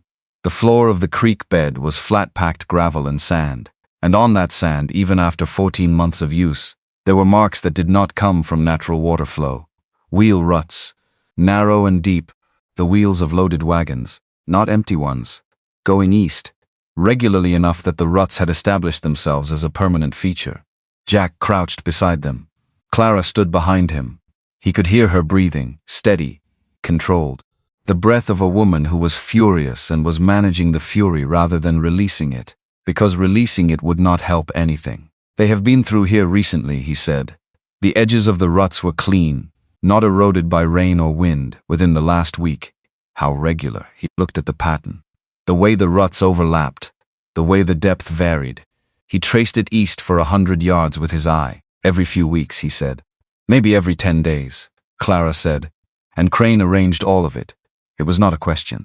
She had the deed in her hand and the ruts at her feet, and she was a woman who could add numbers together. Crane arranged the access, Jack said. Briggs moves whatever is being moved. Whatever arrangement they have is between them. What are they moving? I do not know yet. She looked at the ruts, then at the canyon country to the west, the ridgelines blue-gray in the afternoon light, then at Jack. I am not a witness, she said. I am a party to this. My land is being used. My husband's name was forged. I want to come to Mae Donovan. He looked at her. She looked back. This is not your fight, he said, which was the wrong thing to say. He knew it was the wrong thing to say approximately half a second, before the look on her face confirmed it. This is my land, she said. This is my husband's name. You do not get to tell me this is not my fight. A pause. He had been told in a variety of ways by a variety of circumstances over his 38 years when he was wrong. He had gotten reasonably good at recognizing it. You are right, he said. She blinked. Apparently she had been prepared for more resistance. I am right, she said, as if confirming it. Yes, she looked at him for a moment. Something shifted in her expression. Not softening exactly, adjusting. The way a woman adjusts when a man does the unexpected thing, and she is recalibrating her estimate of him upward. All right then, she said. They rode back to town. They went to Mae's office together, and Clara put the deed on Mae's desk beside Crane's map. And Mae looked at the supplementary clause, and looked at the two signatures, and looked at the ruts in the northwest corner, described by Clara's careful account. And Mae sat back in her chair and let out a breath that was not quite a sigh but contained some of the same elements. This is enough to open a formal investigation, Mae said. A forged deed, a falsified bureau map, the testimony of a federal employee who was left for dead in a canyon. This is enough to make the case to the circuit court. Is it enough to move on Crane? Jack said. Not yet. I need his financial records. I need to connect him to Briggs in writing, not just in pattern. But this, she touched the deed, this gives me the legal standing to request those records through the court rather than through his own office, which means he cannot block the request. She looked at them both. Go home, she said, both of you, let me work. Clara looked at Jack. Jack looked at Mae. 3 days, Mae said firmly. He nodded. They went out together and stood on the boardwalk in front of the sheriff's office in the late afternoon light. The sun was going low behind the western ridges, throwing long shadows eastward across the street. The temperature had dropped in the last hour, the particular October drop that happened when the sun left the valley and the mountain cold came back. Clara pulled her coat closer. Jack said, "Thank you for coming," which was inadequate, and he knew it was inadequate, but it was what he had. He was not a man with a large vocabulary for gratitude. He had spent too long in situations where there had not been anyone to be grateful to. She looked at him with those dark eyes that were warm in the fading light. You were going to tell me not to, she said. I was, and then you did not. No. A small pause. Why, she said. He thought about this honestly. Because you were right, he said. And because I am tired of people being shut out of things that concern them, because someone decided they needed protecting. She was quiet for a moment. Then she said quietly, someone tried to protect me after Thomas died. Tried to manage things for me. Tried to decide what I could and could not handle. How did that go? I fired him, she said. He was my foreman and I fired him, and I have run the ranch alone for 3 years. He looked at her. She looked back. So she said, "Yes, thank you for not doing that." She went back into the hotel to retrieve her things for the ride back to the ranch. He stood on the boardwalk and looked at the street and felt the familiar quality of his own thoughts, which were usually orderly and were not, at this moment, orderly. Because there was Crane, there was Briggs, there was the thing moving through Redstone Canyon, and across Clara Webb's northwest pasture in loaded wagons every 10 days. There was Mae's 3 days and whatever she was going to find in them. All of that was real and present and required his full attention. And also, there was Clara Webb, coming back through the hotel door, with her saddlebags over her shoulder and her hat back on her head. And the way she walked to her horse tied at the post was the walk of someone who had somewhere to be and was going to get there. And he watched her mount up and settle in the saddle, and he felt something that he was going to describe to himself as the simple acknowledgement that she was an impressive woman, and leave it at that. He was going to leave it at that. Because 3 days. Because Crane. Because this was not the moment. She looked down at him from the saddle. "Jack," she said. "Yes. The coffee was good this morning." He looked up at her. "It was," he said. She turned her horse and rode south out of town. He watched her go until the road bent and she disappeared behind the cottonwood. And then he stood there for another moment afterward, which was, he recognized, not entirely about Crane. Shadow appeared from the alley between the general store and the livery, walking at his unhurried pace. He came and stood beside Jack at the edge of the boardwalk and looked south down the road where Clara Webb had gone. "Don't," Jack said. Shadow said nothing. "I am serious," Jack said. Shadow moved his left ear, the way he did, which meant exactly nothing, and somehow meant something. Jack went back to his room. He lay on the narrow bed and stared at the ceiling and tried to organize his thoughts into their proper order, which was Crane, evidence, 3 days. Briggs, what is in those wagons, how to protect the investigation. What to do if Mae's 3 days ran out before she had enough. His thoughts declined to be organized into that order. They kept going to the conversation about not sleeping, to the way she had held her coffee cup. To "you do not get to tell me this is not my fight," and the complete certainty with which it had been delivered. To the 3 years alone on that ranch. To the supplementary clause with the wrong signature. To the particular quality of a woman who had been handed difficulty after difficulty and had picked up each one and dealt with it and kept going. He understood that quality. He had thought for 4 years that it was his own specific condition. The particular loneliness of a person who keeps going because stopping is not an option.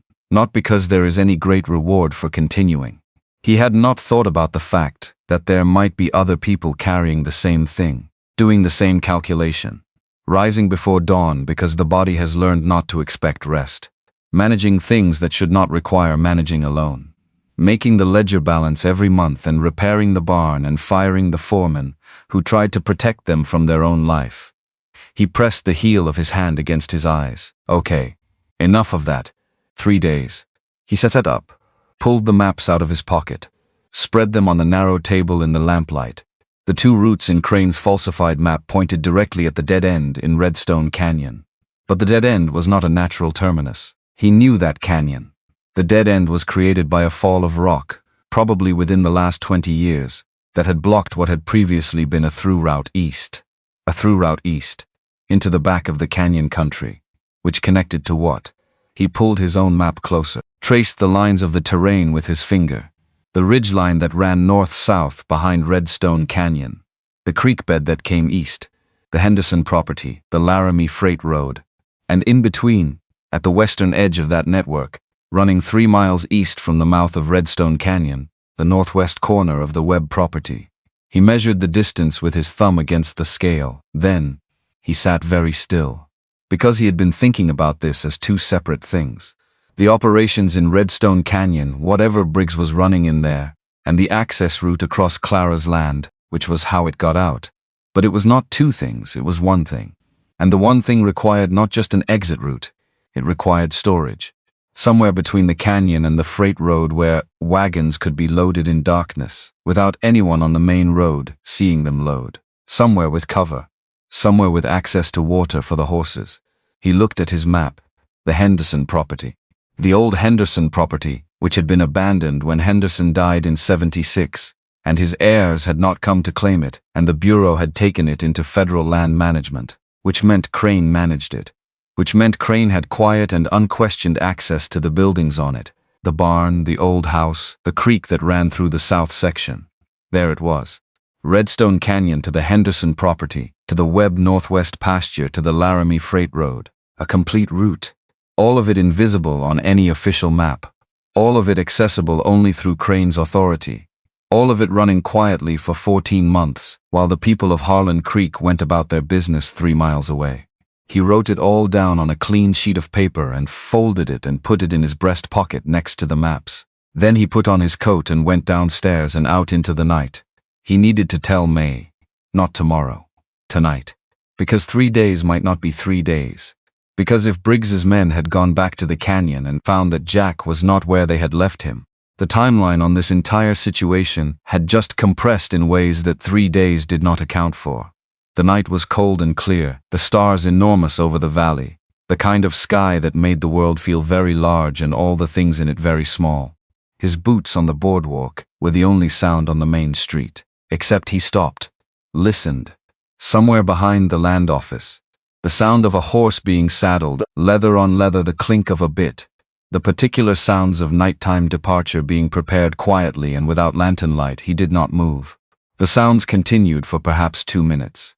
Then hooves on packed earth moving north, away from the main street, away from the direction of the canyon, north toward the telegraph relay road, toward the connection to Cheyenne. He stood in the dark and listened until the hooves were too faint to hear. Crane was sending a message. Not a telegram. Not at this hour, the telegraph office was closed. A rider.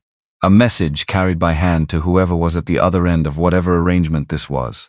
Which meant Crane knew something had gone wrong in Redstone Canyon. Which meant the 3 days were already gone.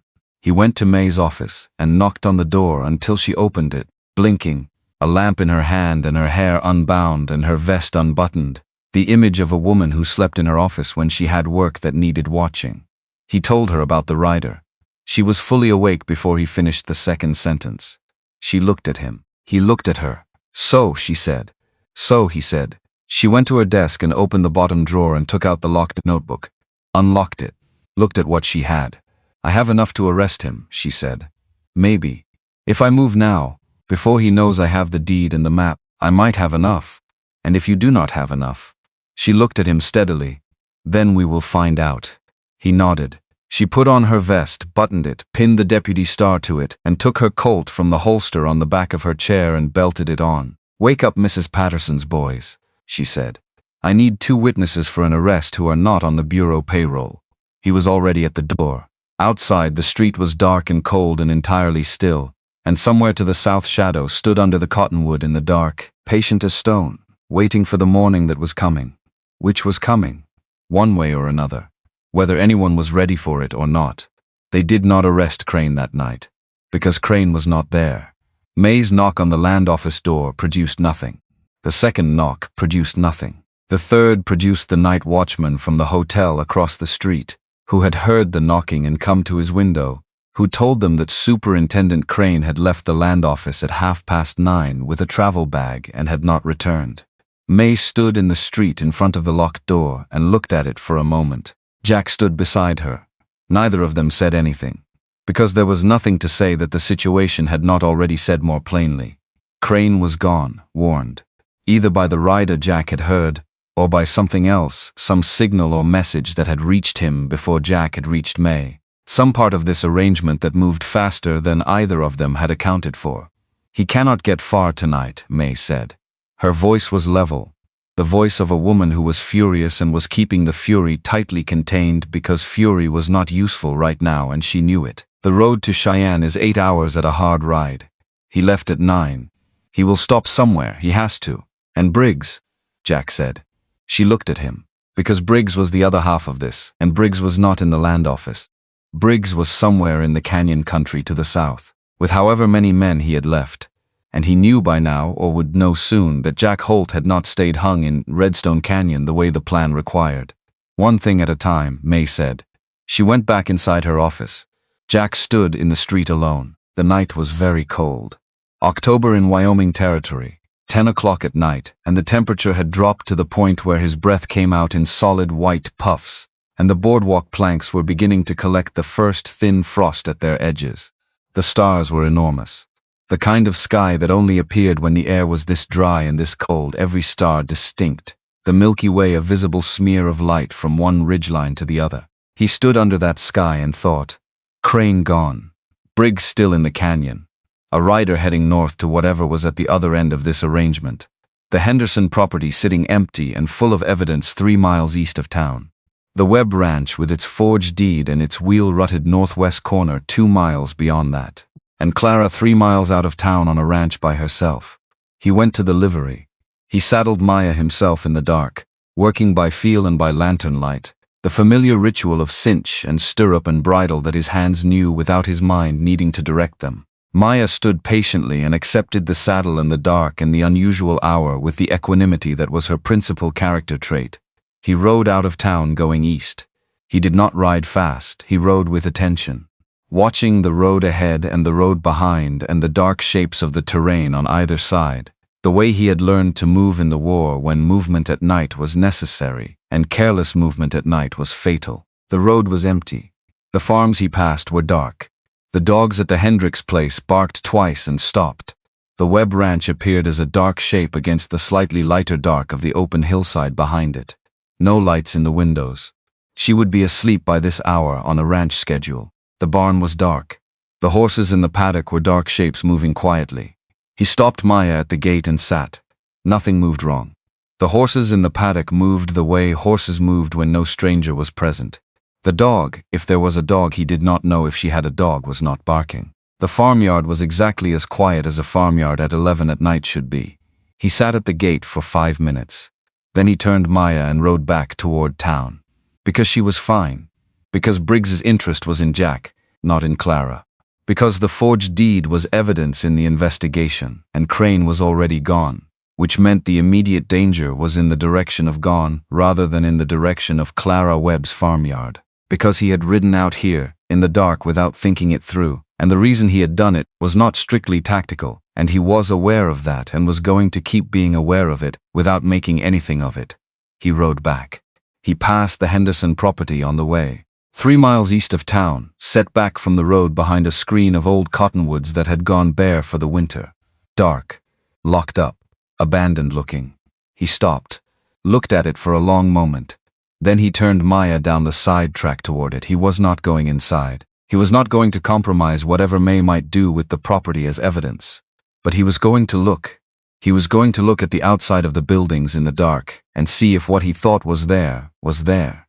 He rode around the back of the old house, the barn.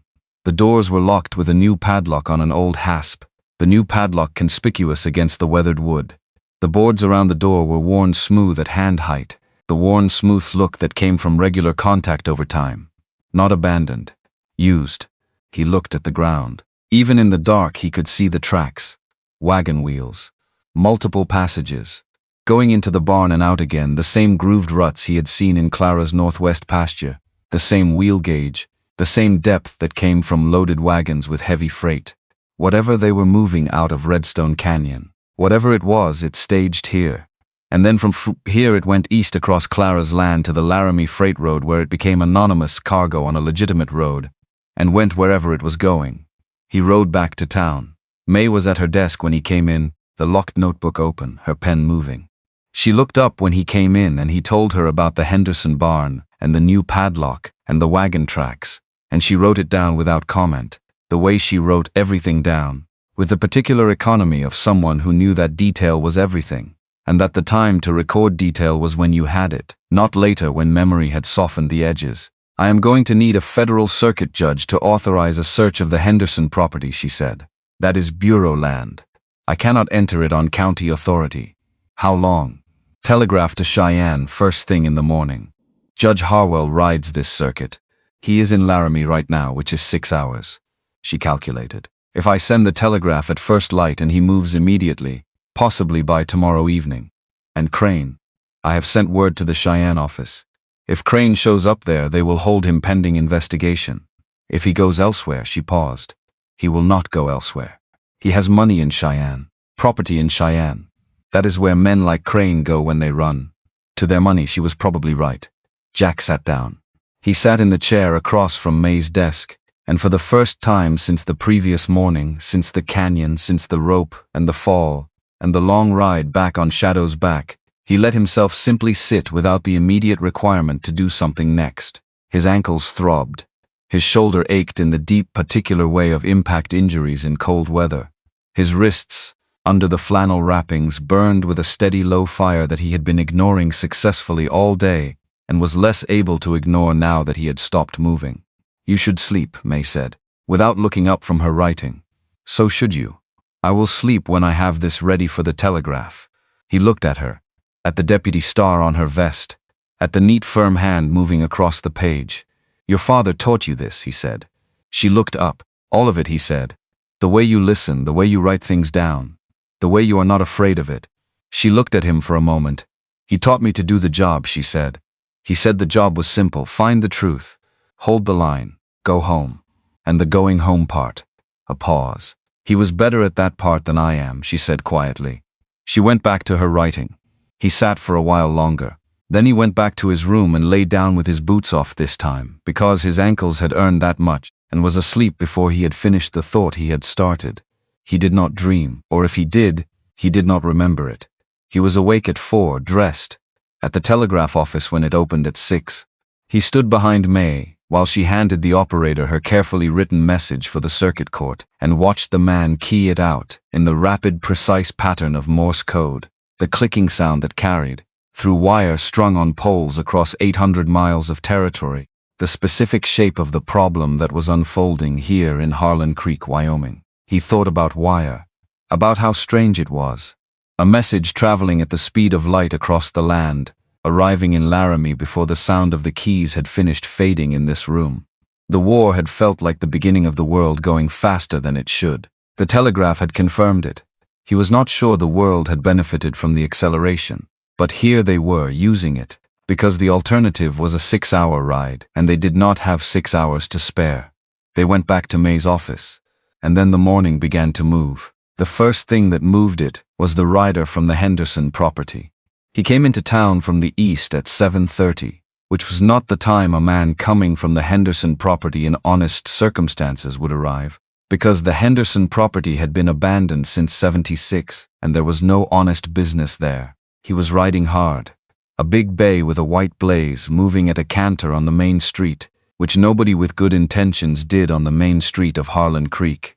He pulled up in front of the land office, looked at it, looked at the locked door, looked at it again with the look of a man whose plan has encountered an unexpected obstacle. Then he looked up the street and saw Mae Donovan standing in the door of the sheriff's office watching him.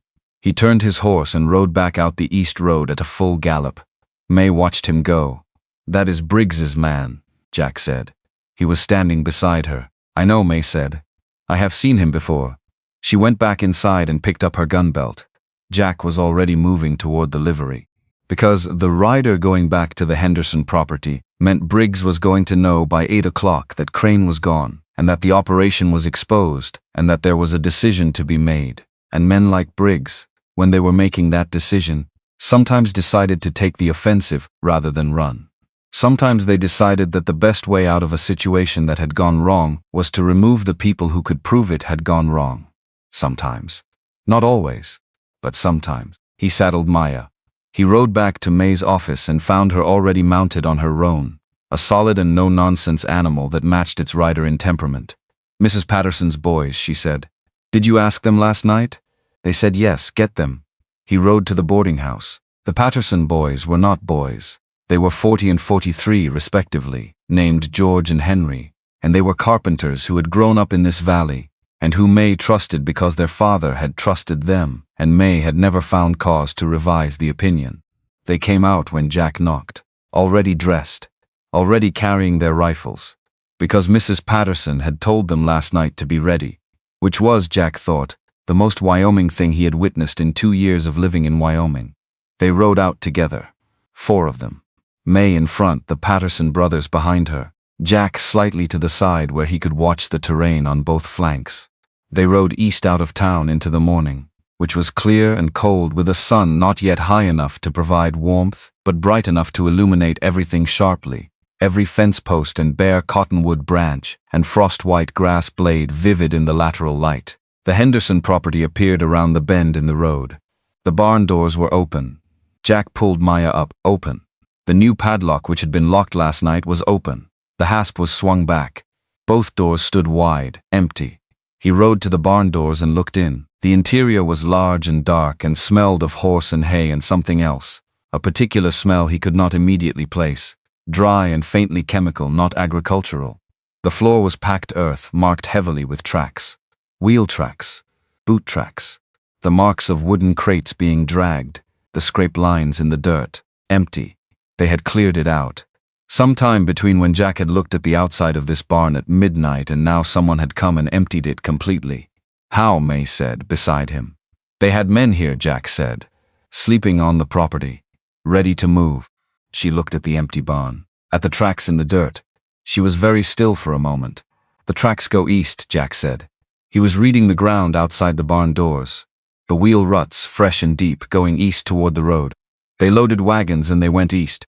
To the Laramie Road. They are trying to get the cargo out before I can get a court order to examine it. Yes. She looked east down the road. Then she looked at Jack. If they reach the Laramie Road, she said, I cannot stop them without the federal order. Cargo on the main freight road is not under my county jurisdiction without a specific warrant. Then we need to stop them before the Laramie Road. A pause. Where does the Laramie Road connect from this route? She said. He knew. He had mapped it the night before in his room, working from memory and from his own charts of the territory. Through Clara Webb's northwest pasture. The dry creek bed. They would have to come through there to reach the road. Mae looked at him. How long, she said. If they left here an hour ago. Moving loaded wagons on that terrain, an hour. Maybe an hour and a half. She was already turning her roan. They rode, not east.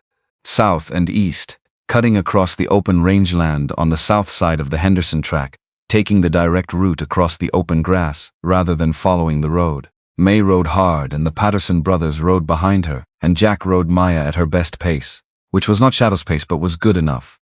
He thought about Shadow. Where was Shadow? And then, because he was riding hard across Wyoming rangeland at 7:30 in the morning, and did not have space in his head for more than what was immediately in front of him, he stopped thinking about Shadow and concentrated on the terrain. The dry creek bed that connected the Henderson property to the Laramie Road passed through a natural choke point, a place where the creek bed narrowed between two rocky outcrops before it opened again into the Webb northwest pasture. He knew this because he had surveyed it in his own map. It was the natural position to intercept wagons that were using the creek bed as a road. The outcrops created a funnel, one way in, one way out. They reached it before the wagons, not by much. Mae read the terrain the moment she saw it, and stationed George Patterson on the left outcrop and Henry Patterson on the right, and positioned herself in the center of the creek bed mouth, where the funnel opened into the pasture, and sat her roan and waited. Jack came alongside her. They waited 5 minutes, 10, and then the sound of wagons came from the east, the creak of loaded wheels on gravel and sand, the sound of horses working, multiple horses, multiple wagons. They came around the bend in the creek bed and pulled up hard when they saw Mae Donovan sitting her roan in the middle of the exit with her hand resting on her gun, and 2 men with rifles visible on the rocks above. 3 wagons, canvas-covered, 6 outriders, men on horseback flanking the wagons on both sides, and Cole Briggs. He was on a dark sorrel at the head of the column, and he pulled the sorrel up when he saw them, and sat there looking at the situation, with the flat assessment of a man calculating whether he could push through it. He looked at Mae. He looked at the rifles on the rocks. He looked at Jack. His eyes on Jack held something that was not quite surprise but was in the vicinity of it. Because Jack Holt was supposed to be in Redstone Canyon. Jack Holt was supposed to be something that coyotes had dealt with by now. Jack looked back at him. Mr. Briggs, Mae said. Her voice carried clearly in the cold air. Step down from your horse, a pause, long enough that it had a shape to it. On whose authority, Briggs said. Harlan County Sheriff Authority, Mae said. Under investigation of fraud, forgery, and criminal conspiracy on federal land. Step down. Another pause. Briggs looked at his men. He looked at the canvas-covered wagons. He looked at the rocks where the Patterson brothers were visible. He looked at Mae. who had not moved and whose hand was still resting on her gun, with the patience of someone who would wait exactly as long as necessary and not one moment less. He looked at Jack. "You were dead," Briggs said. Flat, factual. "I was inconvenienced," Jack said. Briggs looked at him for one more moment, then he stepped down from his horse. Not because he was giving up. Jack could see the calculation still running behind his eyes. But because the calculation had landed on, this is not the moment. This is not the ground. This is not the odds. There would be another moment, another ground, different odds. Except there would not be. Because Mae Donovan was already off her horse and walking toward him with her cuffs, and because George and Henry Patterson were coming down from the rocks, and because whatever Cole Briggs's next plan was going to be, it was going to have to be made from inside a jail cell in Harlan Creek. His men did not move. Two of them had their hands near their guns. "Your employer is gone," Jack said to the men. Not loudly, conversationally. "Crane left last night. He is being held in Cheyenne pending investigation. There is no one to pay you. There is no arrangement that is still running. There is only you on this creek bed with 2 rifles above you, and a deputy sheriff who has not missed a shot in Singsius." He paused. "Step down." They looked at each other. They stepped down. Mae cuffed Briggs. He did not resist. He stood in the frost-rimed creek bed with his hands behind him and his dark hat pulled low, and his face arranged into the expression of a man who was making a calculation about the future and had not yet arrived at a conclusion. "The wagons," Mae said to Jack. He went to the first wagon, lifted the canvas at the back edge. Crates, wooden crates nailed shut, stacked to the canvas top. He found a loose board on the nearest crate and pulled it back. Inside, packed in sawdust, were glass bottles. A dozen to the crate. Clear glass sealed with wax containing a dark amber liquid. He pulled one out and looked at it. No label, no marking. But the smell when he broke the wax seal was unmistakable. Patent medicine. The kind that was mostly alcohol and had been outlawed in certain territories because the primary ingredient was not medicinal. The secondary ingredient was laudanum. The kind of cargo that sold for 10 times its cost in places where it could not be manufactured locally, and where people would pay for the relief it offered. He put the bottle back. He went to Mae. "Patent medicine," he said. "Unlabeled. Laudanum content, probably high." She looked at Briggs. Briggs looked at the creek bed under his boots. "Right," Mae said. She turned to George Patterson. "Ride back to town. Telegraph the federal marshal's office in Cheyenne. Tell them we have 3 wagons of unregistered pharmaceutical cargo and 6 men in custody, and we need a federal deputy here by tomorrow morning." George Patterson mounted and rode, and that was when the shot came. It came from the south ridge, above the creek bed mouth, from a position that had not been there when they arrived, because it had been taken up while they were dealing with the wagons.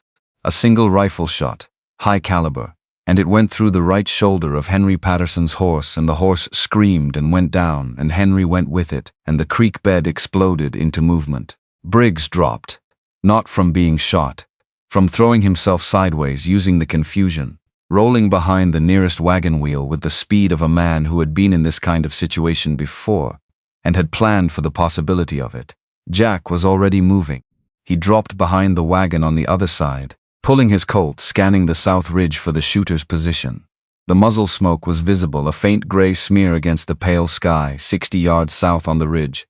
1 shooter, maybe 2. Mae had her gun out. She was behind her roan, which had not gone down. Credit to the animal, and was standing broadside providing cover while Mae looked at the ridge. "Henry," she said. "Alive," Henry said from under his horse. "Horse is hit bad." The second shot came and hit the creek bed gravel 3 feet from Mae's position, and she moved. Briggs had reached the far side of the wagon. Jack could hear him moving. The particular sounds of a man who was going somewhere with purpose. He could not see him. "Jack Briggs is going. Where is he going? The wagons are behind him. The creek bed is ahead. The ridge shooter is giving him cover." Jack came around the front of the wagon. Briggs was running. Not toward the ridge. Away from it, north along the creek bed. Back the way the wagons had come, toward the open country and the network of canyon trails that he knew better than anyone except possibly Jack. Jack ran. His ankles protested, specifically and loudly. He ran anyway, because the alternative was Briggs reaching the canyon country, and the canyon country was 700 square miles of terrain that a man who knew it could disappear into for months. The third shot from the ridge hit the ground 6 feet to his left, and he changed direction. cutting toward the creek bank, using the low sage for cover, keeping low, which was harder on the ankles, but considerably better for continuing to exist. Briggs was fast for a big man, and he knew exactly where he was going. And then the sound arrived that Jack had heard once before, in a canyon, in a different kind of darkness. The hoofbeats, coming from the north. Shadow came around the bend in the creek bed at a full gallop, black as a coal shadow against the pale sand and frost grass, mane flying, the scar on his left shoulder, a white slash in the morning light. He was not ridden. He was not driven. He was running at full gallop directly toward Cole Briggs with the focused purpose of a creature that had decided something. Briggs heard him, turned, and stopped. Because there are things that stop you even when you are running for your life. Even when you have killed men and left men to die, and spent 20 years making calculations that had no room for things that could not be calculated. And a black horse the size of Shadow coming at you at full speed in a narrow creek bed was, apparently, one of those things. He stopped. Shadow pulled up 10 feet from him. Hard stop. Hooves in the sand. Head up. Nostrils wide, chest heaving from the run. He did not attack. He did not kick or bite or threaten in any of the ways a horse in this situation might have threatened. He simply stopped and stood between Cole Briggs and the canyon country beyond, and looked at him with those dark, still eyes, the way he had looked at Jack in the canyon. Except this was different. This was not the look of one creature to another in a moment of help. This was the look of a wall. Briggs stood and looked at Shadow, and Shadow stood and looked at Briggs, and neither of them moved. Jack caught up. He was breathing hard from the run, and his ankles were making clear their opinion of the recent events, but he was upright, and he had his Colt in his hand, and he stopped 6 feet behind Briggs. "Nowhere to go," Jack said. Briggs did not turn. He was still looking at Shadow. "Where did that horse come from?" Briggs said. His voice had lost some of its flatness. "Not much, but some." "He follows me," Jack said. "Apparently." A pause. "Nobody owns that horse," Briggs said. "No," Jack said. "Nobody does." Another pause. "Then why is he here?" Jack thought about that. Genuinely, for a half-second, thought about that. Because it was actually a reasonable question, and he did not have a certain answer to it. He only had what he had observed, which was that Shadow appeared when things were at their worst and stayed until they were not, and that this quality did not have a name in any language he knew. Because he chose to be, Jack said. Briggs looked at the horse for one more moment. Then he turned slowly and raised his hands. Jack took the second set of cuffs from his belt. The ridge shooter had gone silent. When Henry Patterson, limping from a banged knee but functional, climbed to the south ridge 20 minutes later, the shooter was gone. Boot prints in the frost, going west. An abandoned rifle, older model, not expensive. A man running light and fast who did not want to be caught with a rifle after the shot had not worked. They did not find him that day, but they found a great deal else. The wagons sat in the creek bed while May and the remaining riders went through them. 37 crates. Over 400 bottles. The kind of cargo that, sold at the prices it commanded in the territories where it was not manufactured, was worth enough money to explain a federal superintendent's willingness to falsify maps and forge deeds and have a man left to die in a canyon. Worth enough to explain a great many things. Clara Webb appeared on horseback at the edge of her northwest pasture at 9:30. She had heard the shots from the ranch and come out to see what was happening, which was, Jack thought, exactly what she would do, and he should have anticipated it. She looked at the wagons, at the crates, at the men sitting in the frost-rimed creek bed with their hands tied, at Briggs, who was sitting apart from the others with May standing beside him. She looked at Jack. "You caught them," she said. "May caught them," he said. "I just ran." She looked at the creek bed, at the ruts from the wagon wheels, at her land, her northwest pasture, her husband's land that had been used without consent for 14 months. "Are they gone?" she said. "From my land, is it done?" He looked at her. "Yes," he said, "it is done." She sat on her gray gelding in the October morning light and looked at the creek bed, and her expression did the thing he had seen it do before. The thing where she looked directly at something difficult and kept looking until she had seen all of it and not looked away from any of it. Then she exhaled. One long breath. Out. And her shoulders dropped a fraction of an inch. The fraction that represented 3 years of doing everything alone. Of managing the deed and the ranch and the ledger and the foreman and the roof and every other thing.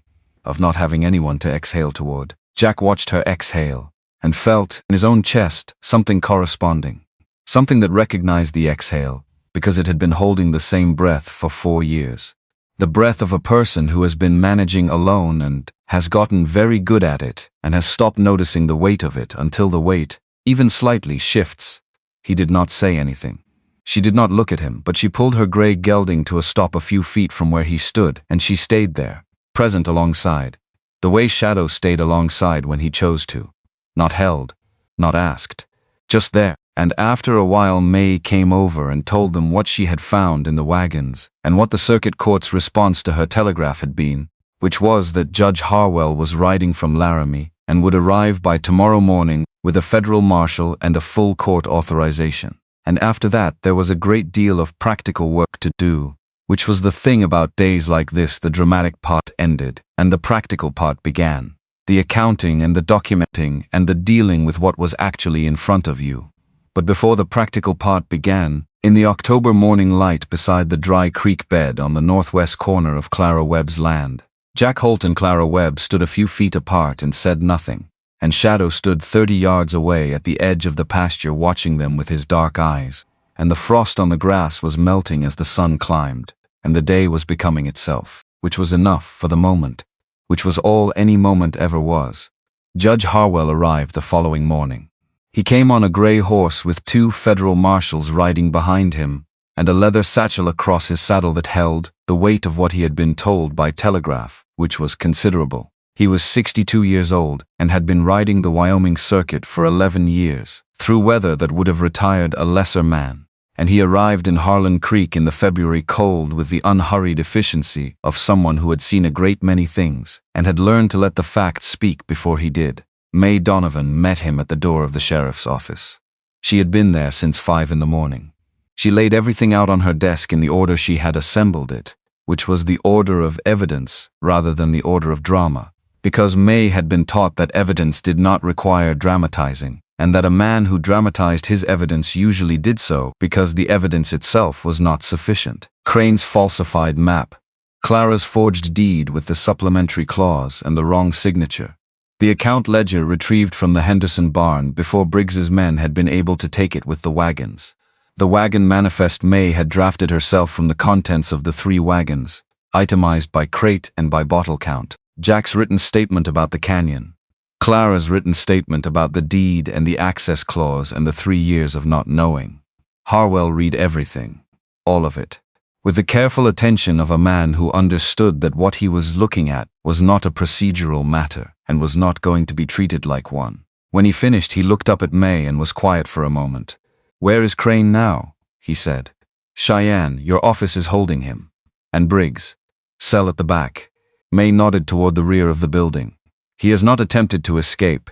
He has said nothing useful." "Men like Briggs rarely do," Harwell said. "Silence is their last negotiating position." He closed the folder and set it squarely on the desk.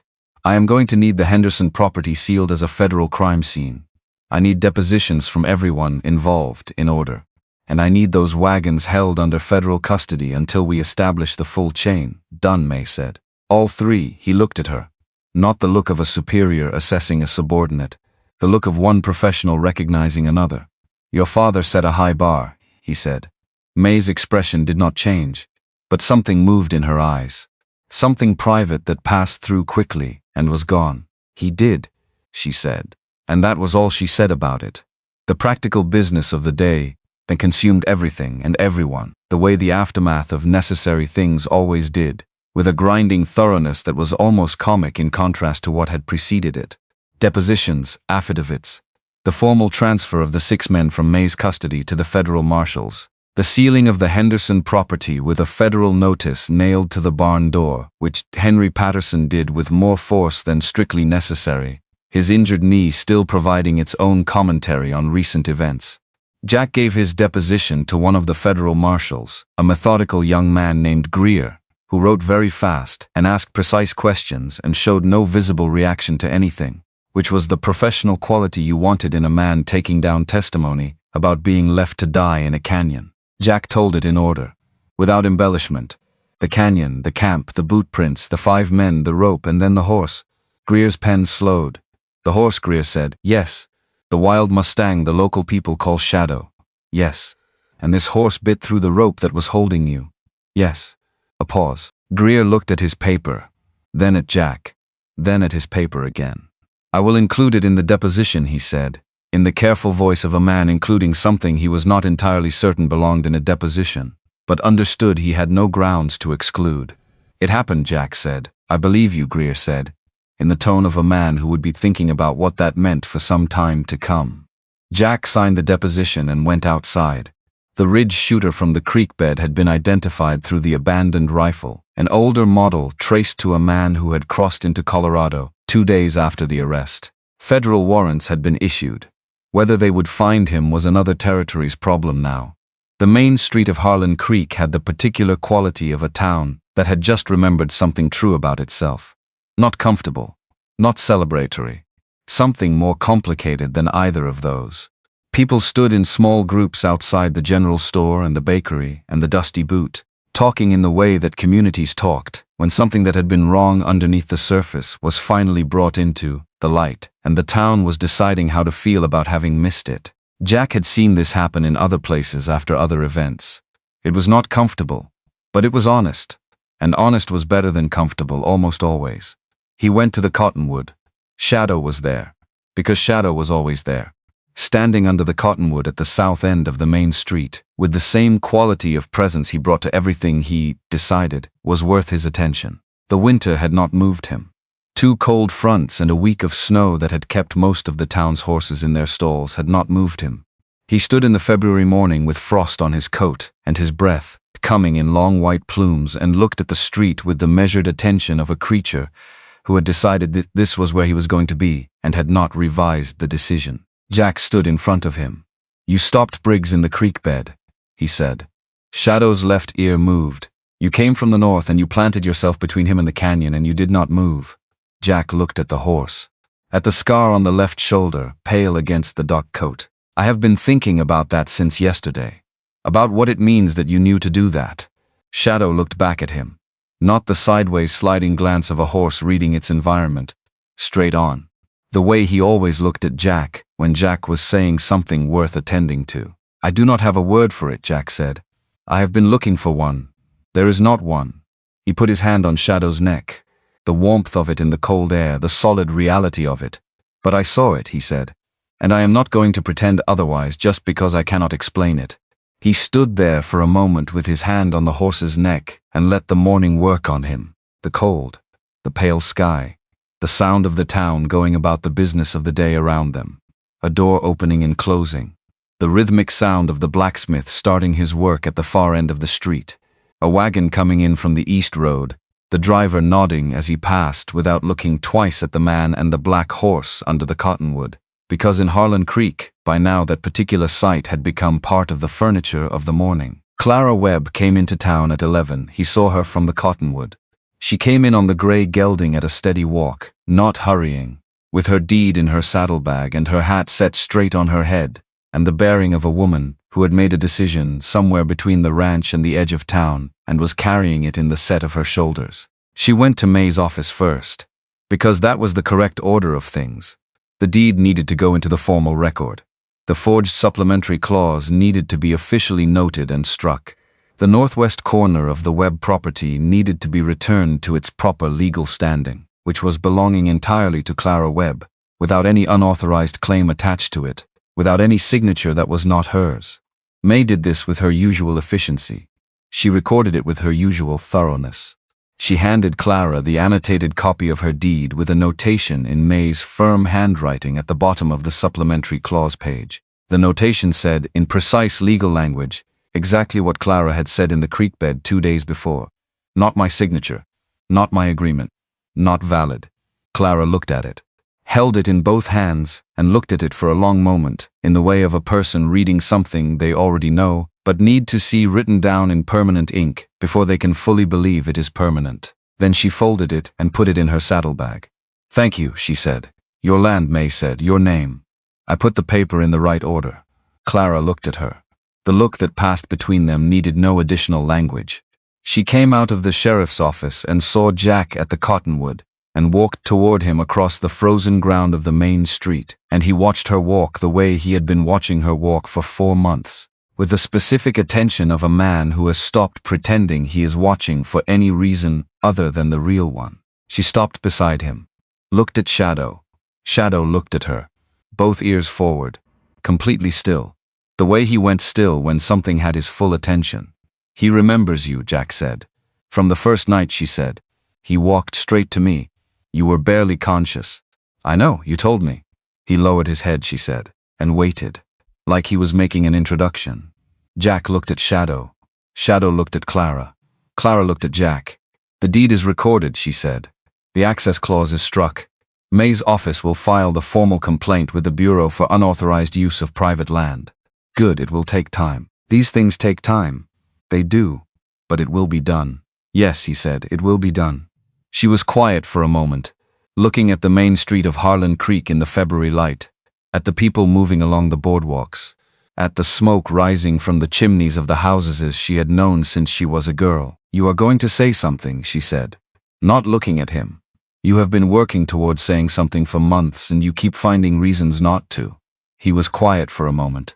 Because she was right, and he had learned in the past 4 months that Clara Webb being right was not an occasional occurrence. "The northwest fence line," he said. "The section near the creek bed. The wagon traffic did damage. That is a substantial repair job." She was very still. "Substantial," she said. "A person working alone," he said, with knowledge of that terrain, "could manage it, but it would take longer." A pause. "There is also the south section," she said, carefully. 3 posts down. A 1/4 mile of wire loose." "I know," he said. "I looked at it in the fall." She turned and looked at him then. "You looked at my fence line in the fall," she said. "I was mapping the terrain, my fence line, among other things." She looked at him for a moment with those dark eyes, and what was in them was warmer than the careful measurement of the past 4 months. "Not replacing it, adding to it. The coffee is on at 6, she said. "If a person was going to start on the northwest section." He looked at her. "I will be there," he said. She went to her horse. He watched her mount and settle into the saddle with the practiced ease of a woman who had been riding since before she could remember. She turned the gray south toward the ranch road. She did not look back. She did not need to. Shadow watched her go. Then Shadow looked at Jack with the expression, if it could be called that, of an animal who had been following the proceedings with considerable interest. "Do not," Jack said. Shadow's left ear moved. "I mean it," Jack said. Shadow looked south down the road where Clara had gone. Jack looked south down the road where Clara had gone. They stood there together under the cottonwood for a while, the man and the horse in the February cold, watching the place where the road bent and she had disappeared. And the watching had in it something that was not simply 2 creatures looking at an empty road. The trial took 4 months, which was fast by the standards of the Wyoming Circuit Court, which moved on a schedule governed by weather and geography, and the availability of a judge covering 11 counties on horseback. But Harwell had made it a priority, and Harwell was a man whose priorities had weight. Douglas Crane was brought back from Cheyenne in December, under federal escort, and held in the Harlan County Jail. He had, in Cheyenne, attempted to invoke his federal authority to have the charges dismissed on jurisdictional grounds. He had failed. He had then attempted to have the case transferred to a Cheyenne court. He had failed at that too, because Mae Donovan had filed her paperwork with a completeness that left no gap worth attempting. The months in the jail cell had not been kind to Crane in the particular way that confinement was not kind to men who had organized their entire identity around the appearance of authority. He was thinner. His shirts were no longer ironed. Cole Briggs was held on the same charges plus the attempted murder charge related to Redstone Canyon. The 6 riders from the wagons had been processed through the federal system and had, one by one, provided information about the operation in exchange for reduced sentences. This was the thing about men whose loyalty was purchased rather than chosen. The loyalty lasted exactly as long as the arrangement that funded it. None of them said anything that helped Crane. None of them said anything that helped Briggs. The trial, when it came in the second week of February 1880, was held in the room above the general store that served as Harlan Creek's courthouse when it was needed, and a community meeting hall the rest of the year. It held 60 people comfortably. It held, on the first day of the trial, 112 by the official count, and another 40 or 50 who stood outside in the February cold and listened through the windows because missing, it was not a thing they were willing to do. Harlan Creek had been living with something wrong in its foundations for 14 months without knowing it, and now it knew, and it wanted to be present when the thing was addressed. Jack testified on the second day. He sat in the chair and spoke to the court and told it what he had told Marshal Greer, in the same order and the same register. The canyon, the 5 men, the rope, the horse. The room went quiet when he reached the horse. Not the quiet of disbelief, the quiet of people holding their breath because the story required it. Because some things, when spoken plainly and without embellishment, in a room full of people who know the land being described, have a weight that explanation cannot add to and should not try. Crane's defense attorney, a man named Whitfield who had come up from Cheyenne, and had the look of a man playing a losing hand with professional dignity, asked about Shadow on cross-examination. "You are asking this court to believe," Whitfield said, "that a wild horse, which had evaded capture for 7 years, chose of its own accord to approach a man suspended from a tree and sever the rope holding him." "I am not asking the court to believe anything," Jack said. "I am telling the court what occurred. You had been suspended for some time. You had sustained a blow to the head. Your faculties." "I was conscious," Jack said. "My vision was affected by blood pressure. My account is accurate. A wild horse biting through a rope." "Yes. You maintain this." "I was there," Jack said. "Were you?" Whitfield moved on. Clara testified on the third day. She sat in the chair with her back straight and her hands still on her lap and her voice even, and she told the court about the supplementary clause she had not signed, and about the signature on it that was not Thomas's, and about the wheel ruts in her northwest pasture, and about 3 years of not knowing that her land was being used by men who had forged her dead husband's name to take what was not theirs. The room was very quiet during this testimony. Not the quiet of legal attention, the quiet of something older. The recognition that a dead man's name had been used without his knowledge, for the benefit of men who had never met him, and would not have cared about him if they had, and that this was a violation that sat in a different register from the financial crimes and the falsified surveys. Harder to define, more difficult to dismiss. Clara did not look at Crane during her testimony. She did not need to. She spoke to the court and to the record, and her voice did not waver, and her hands did not move, and when she was done, she stepped down from the chair and walked back to her seat with the bearing of a woman who has said what needed saying and is finished. Jack watched her walk. He had watched her walk a great many times in the past 4 months. He had learned the particular quality of it. The way she moved through a space, with the economy of someone who had always had work to do and had gotten to where she was going by getting there, not by performing the getting there. He knew the difference between how she walked when she was thinking about a problem and how she walked when the problem was solved. This was the second kind. The verdict came on a Friday afternoon. Harwell read it in the flat official voice of the court, the voice stripped of everything that was not the finding itself. Guilty, both of them. All primary counts. 20 years for Crane. 15 for Briggs, with the sentence for the attempt on Jack's life to run consecutive rather than concurrent, which was Harwell's precise and lawful way of saying that some things required a specific accounting. The 6 riders received sentences ranging from 2 to 5 years. The room received the verdicts in the particular silence that precedes a community's exhale, and then it exhaled, not in celebration, in something more like the sound of a weight being set down after it has been carried long enough that the carrier had stopped noticing how heavy it was. Jack sat in the back of the room and watched. He had wanted the back, not because he was modest about his role, which had been real and had mattered, but because this was Mae's room.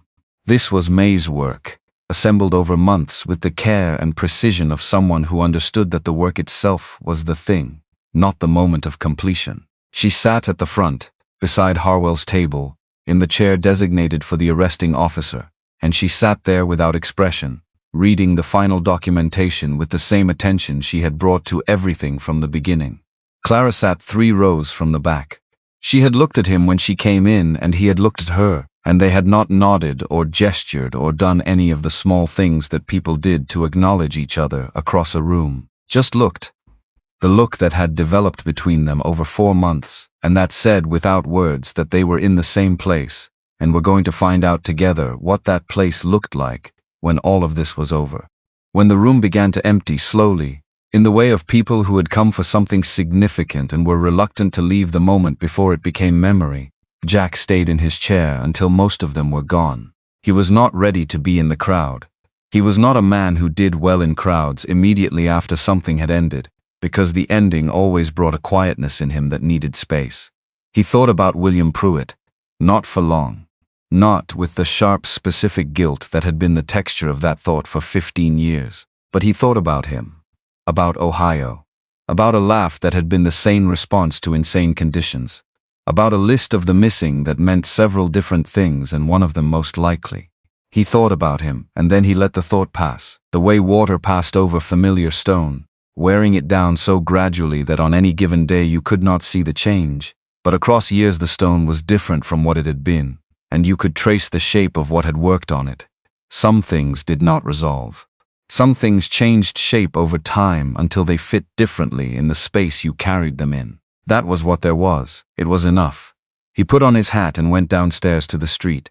The February afternoon was direct and cold, and entirely indifferent to what had just concluded inside the building above the general store.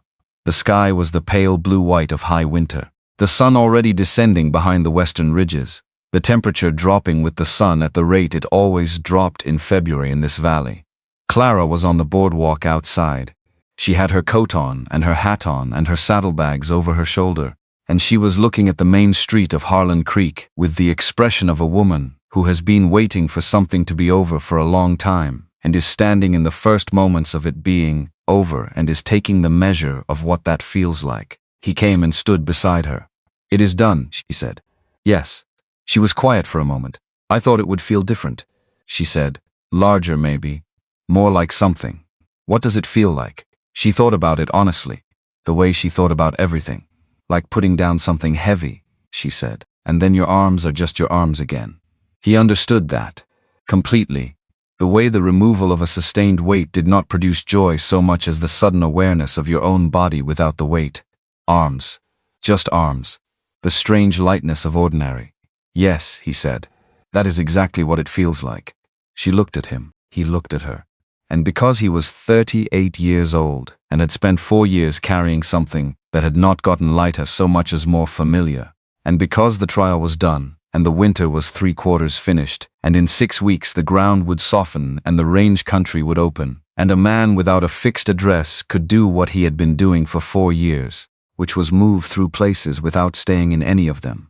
And because that option was still available to him and he was aware of it, and was looking at Clara Webb on a boardwalk in Harlan Creek in February, and choosing not to take it, "The northwest fence line," he said. "The section near the creek bed needs replacing." After the wagon traffic, she was very still. "That is a substantial job," she said. "It is. For a person working alone." "Yes." She looked at him. Not at the street, not at the mountains, at him. "A person who knows that terrain," she said, carefully. "Who had time. Who had decided to stay," he said. The word landed between them, stay. He had not planned to say it that directly. Or maybe he had. Maybe he had been planning to say it for 4 months and the planning had finally overtaken the hesitation. She did not look away. "The coffee is on at 6, she said. Her voice was even. Steady. The voice of a woman who had been hoping for this and was not going to collapse with relief, because relief was not how she operated, but whose eyes told a different story than her voice. If a person was planning to start on that fence line. "I will be there at 6, he said. She nodded. Once. The small economical nod of someone receiving confirmation of something that matters. She untied the gray from the post and swung up without looking back at him, which was its own kind of answer, and rode south at a walk that did not hurry because hurrying would have suggested doubt, and she had none. He stood on the boardwalk and watched the road long after she had gone around the bend and disappeared, and what he felt in his chest during that watching was not simple and was not clean and was not uncomplicated by everything that had happened in the 4 years before this one. Sarah was there. She was always going to be there. The house he had stood outside of for 3 days. The neighbor woman's quiet voice. The morning with the J. But he was here, and here he had decided was where he was going to be. Shadow was at the cottonwood when he walked back. He had not expected anything different. She said 6, he told the horse.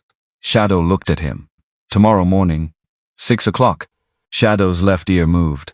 Then he looked south down the road. Jack looked south down the road.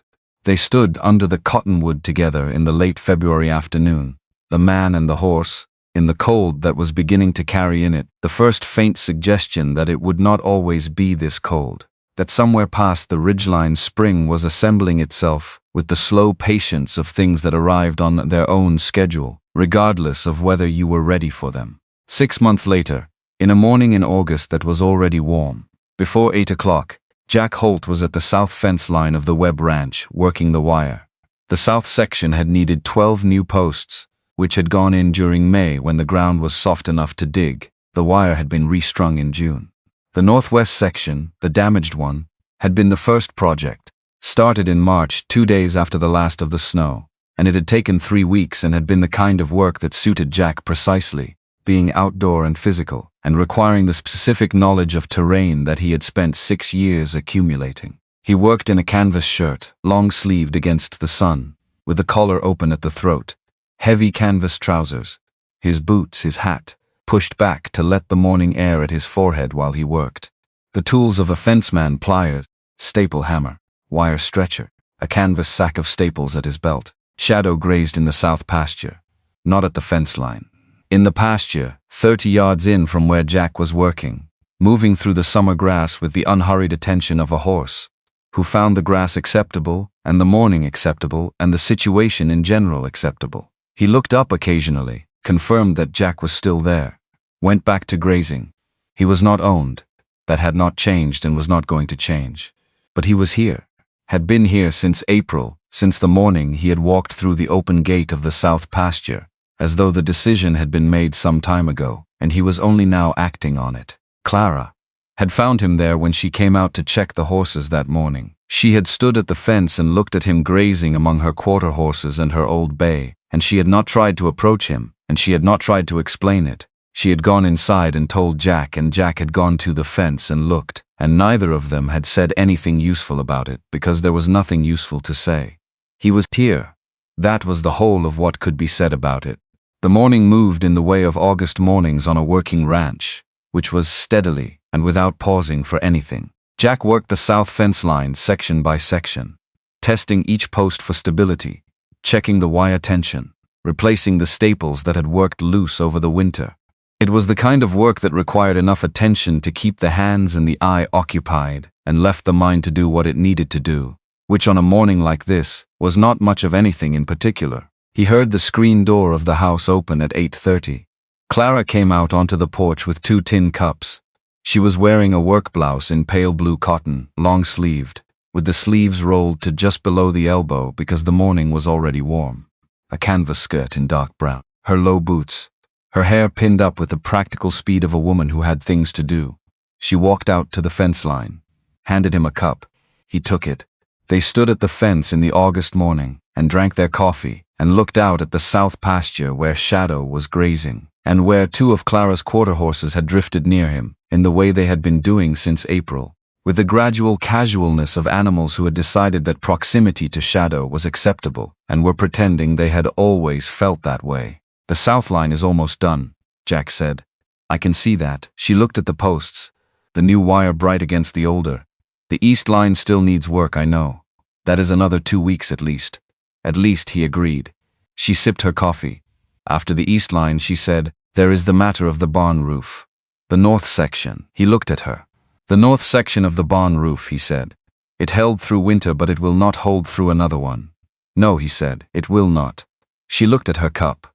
"That is a fall project," she said. "September probably, before the first cold front." He looked at the barn, at the north section of the roof, at the boards that had weathered past their reliable life. He estimated the work, the materials needed, the time. "September," he said. "Yes," she said. And that was how it was said. Not announced, not declared. Said the way they said most things that mattered between them. In the language of what needed doing and who was going to do it, and the understanding, sitting underneath the practical words like bedrock underneath topsoil, that the reason he was the one doing it was because he was staying. Not because he had nowhere else to go. Not because he had been asked. Because he had looked at the road south and the range country beyond it, and the 4 years of moving through places without staying in any of them, and he had looked at this ranch and this fence line, and this woman standing beside him with a tin cup of coffee in the August morning, and he had chosen, the way Shadow had chosen. Not captured, not obligated, not held by anything except the thing itself. Clara finished her coffee and handed him her cup to carry back and went to the barn to begin the morning feeding. Because the morning feeding did not wait for conversations to conclude and she had never expected it to. He watched her cross the yard, watched her disappear into the barn, heard the sounds that came out of it, the low talking she did to the horses while she worked. Not words exactly, just the cadence of a voice that animals recognized as belonging to someone safe.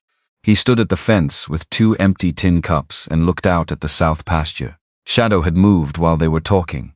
He was closer to the fence now, 20 yards in, facing the fence line, watching Jack with the steady attention he gave to things he had decided to pay attention to. Jack walked toward him along the fence line. Shadow held his ground, did not back, did not toss his head. Just watched Jack come and stood where he was while Jack came to the fence and stopped with 3 boards of pine between them. The scar on the left shoulder was visible in the morning light, still pale against the dark coat, the mark of whatever had happened to him in the years before, in the canyon country, or the high timber, or the open range, in the life he had lived entirely on his own terms before he had decided, for whatever reason he had decided, to stop living it quite so far from everything human. Jack did not reach over the fence. He just stood. Shadow stood. The August morning worked on both of them, the warmth of it, the smell of the grass and the dust and the distant pine timber on the ridgelines.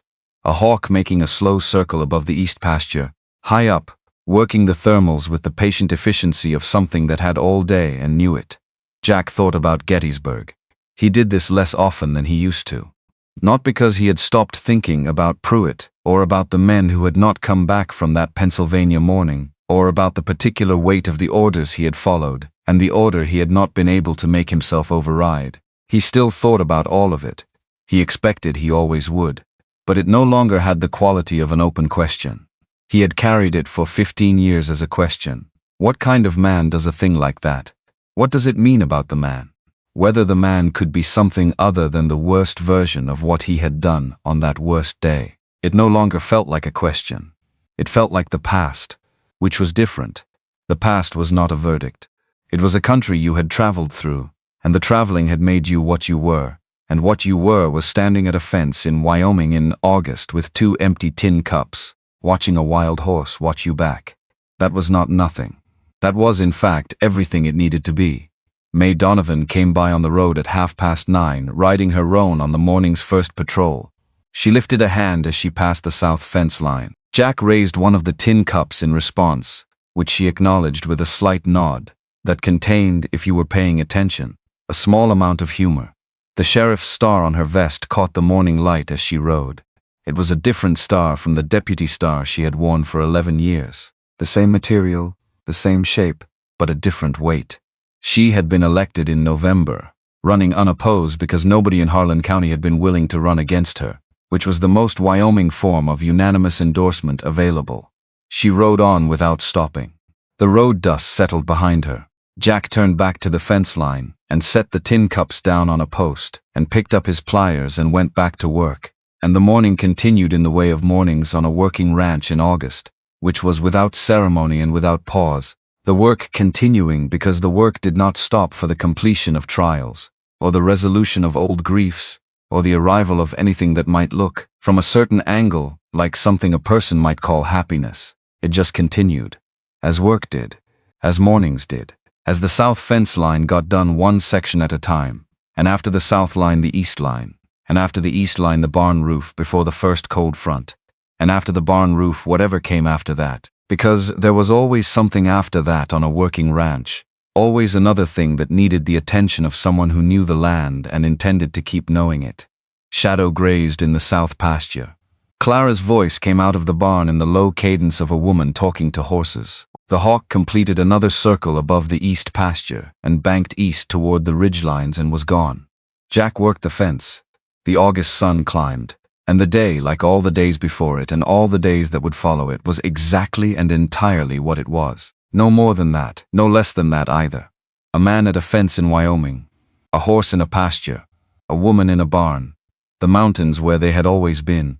The land going on in every direction past what the eye could find the end of. Sufficient. Completely.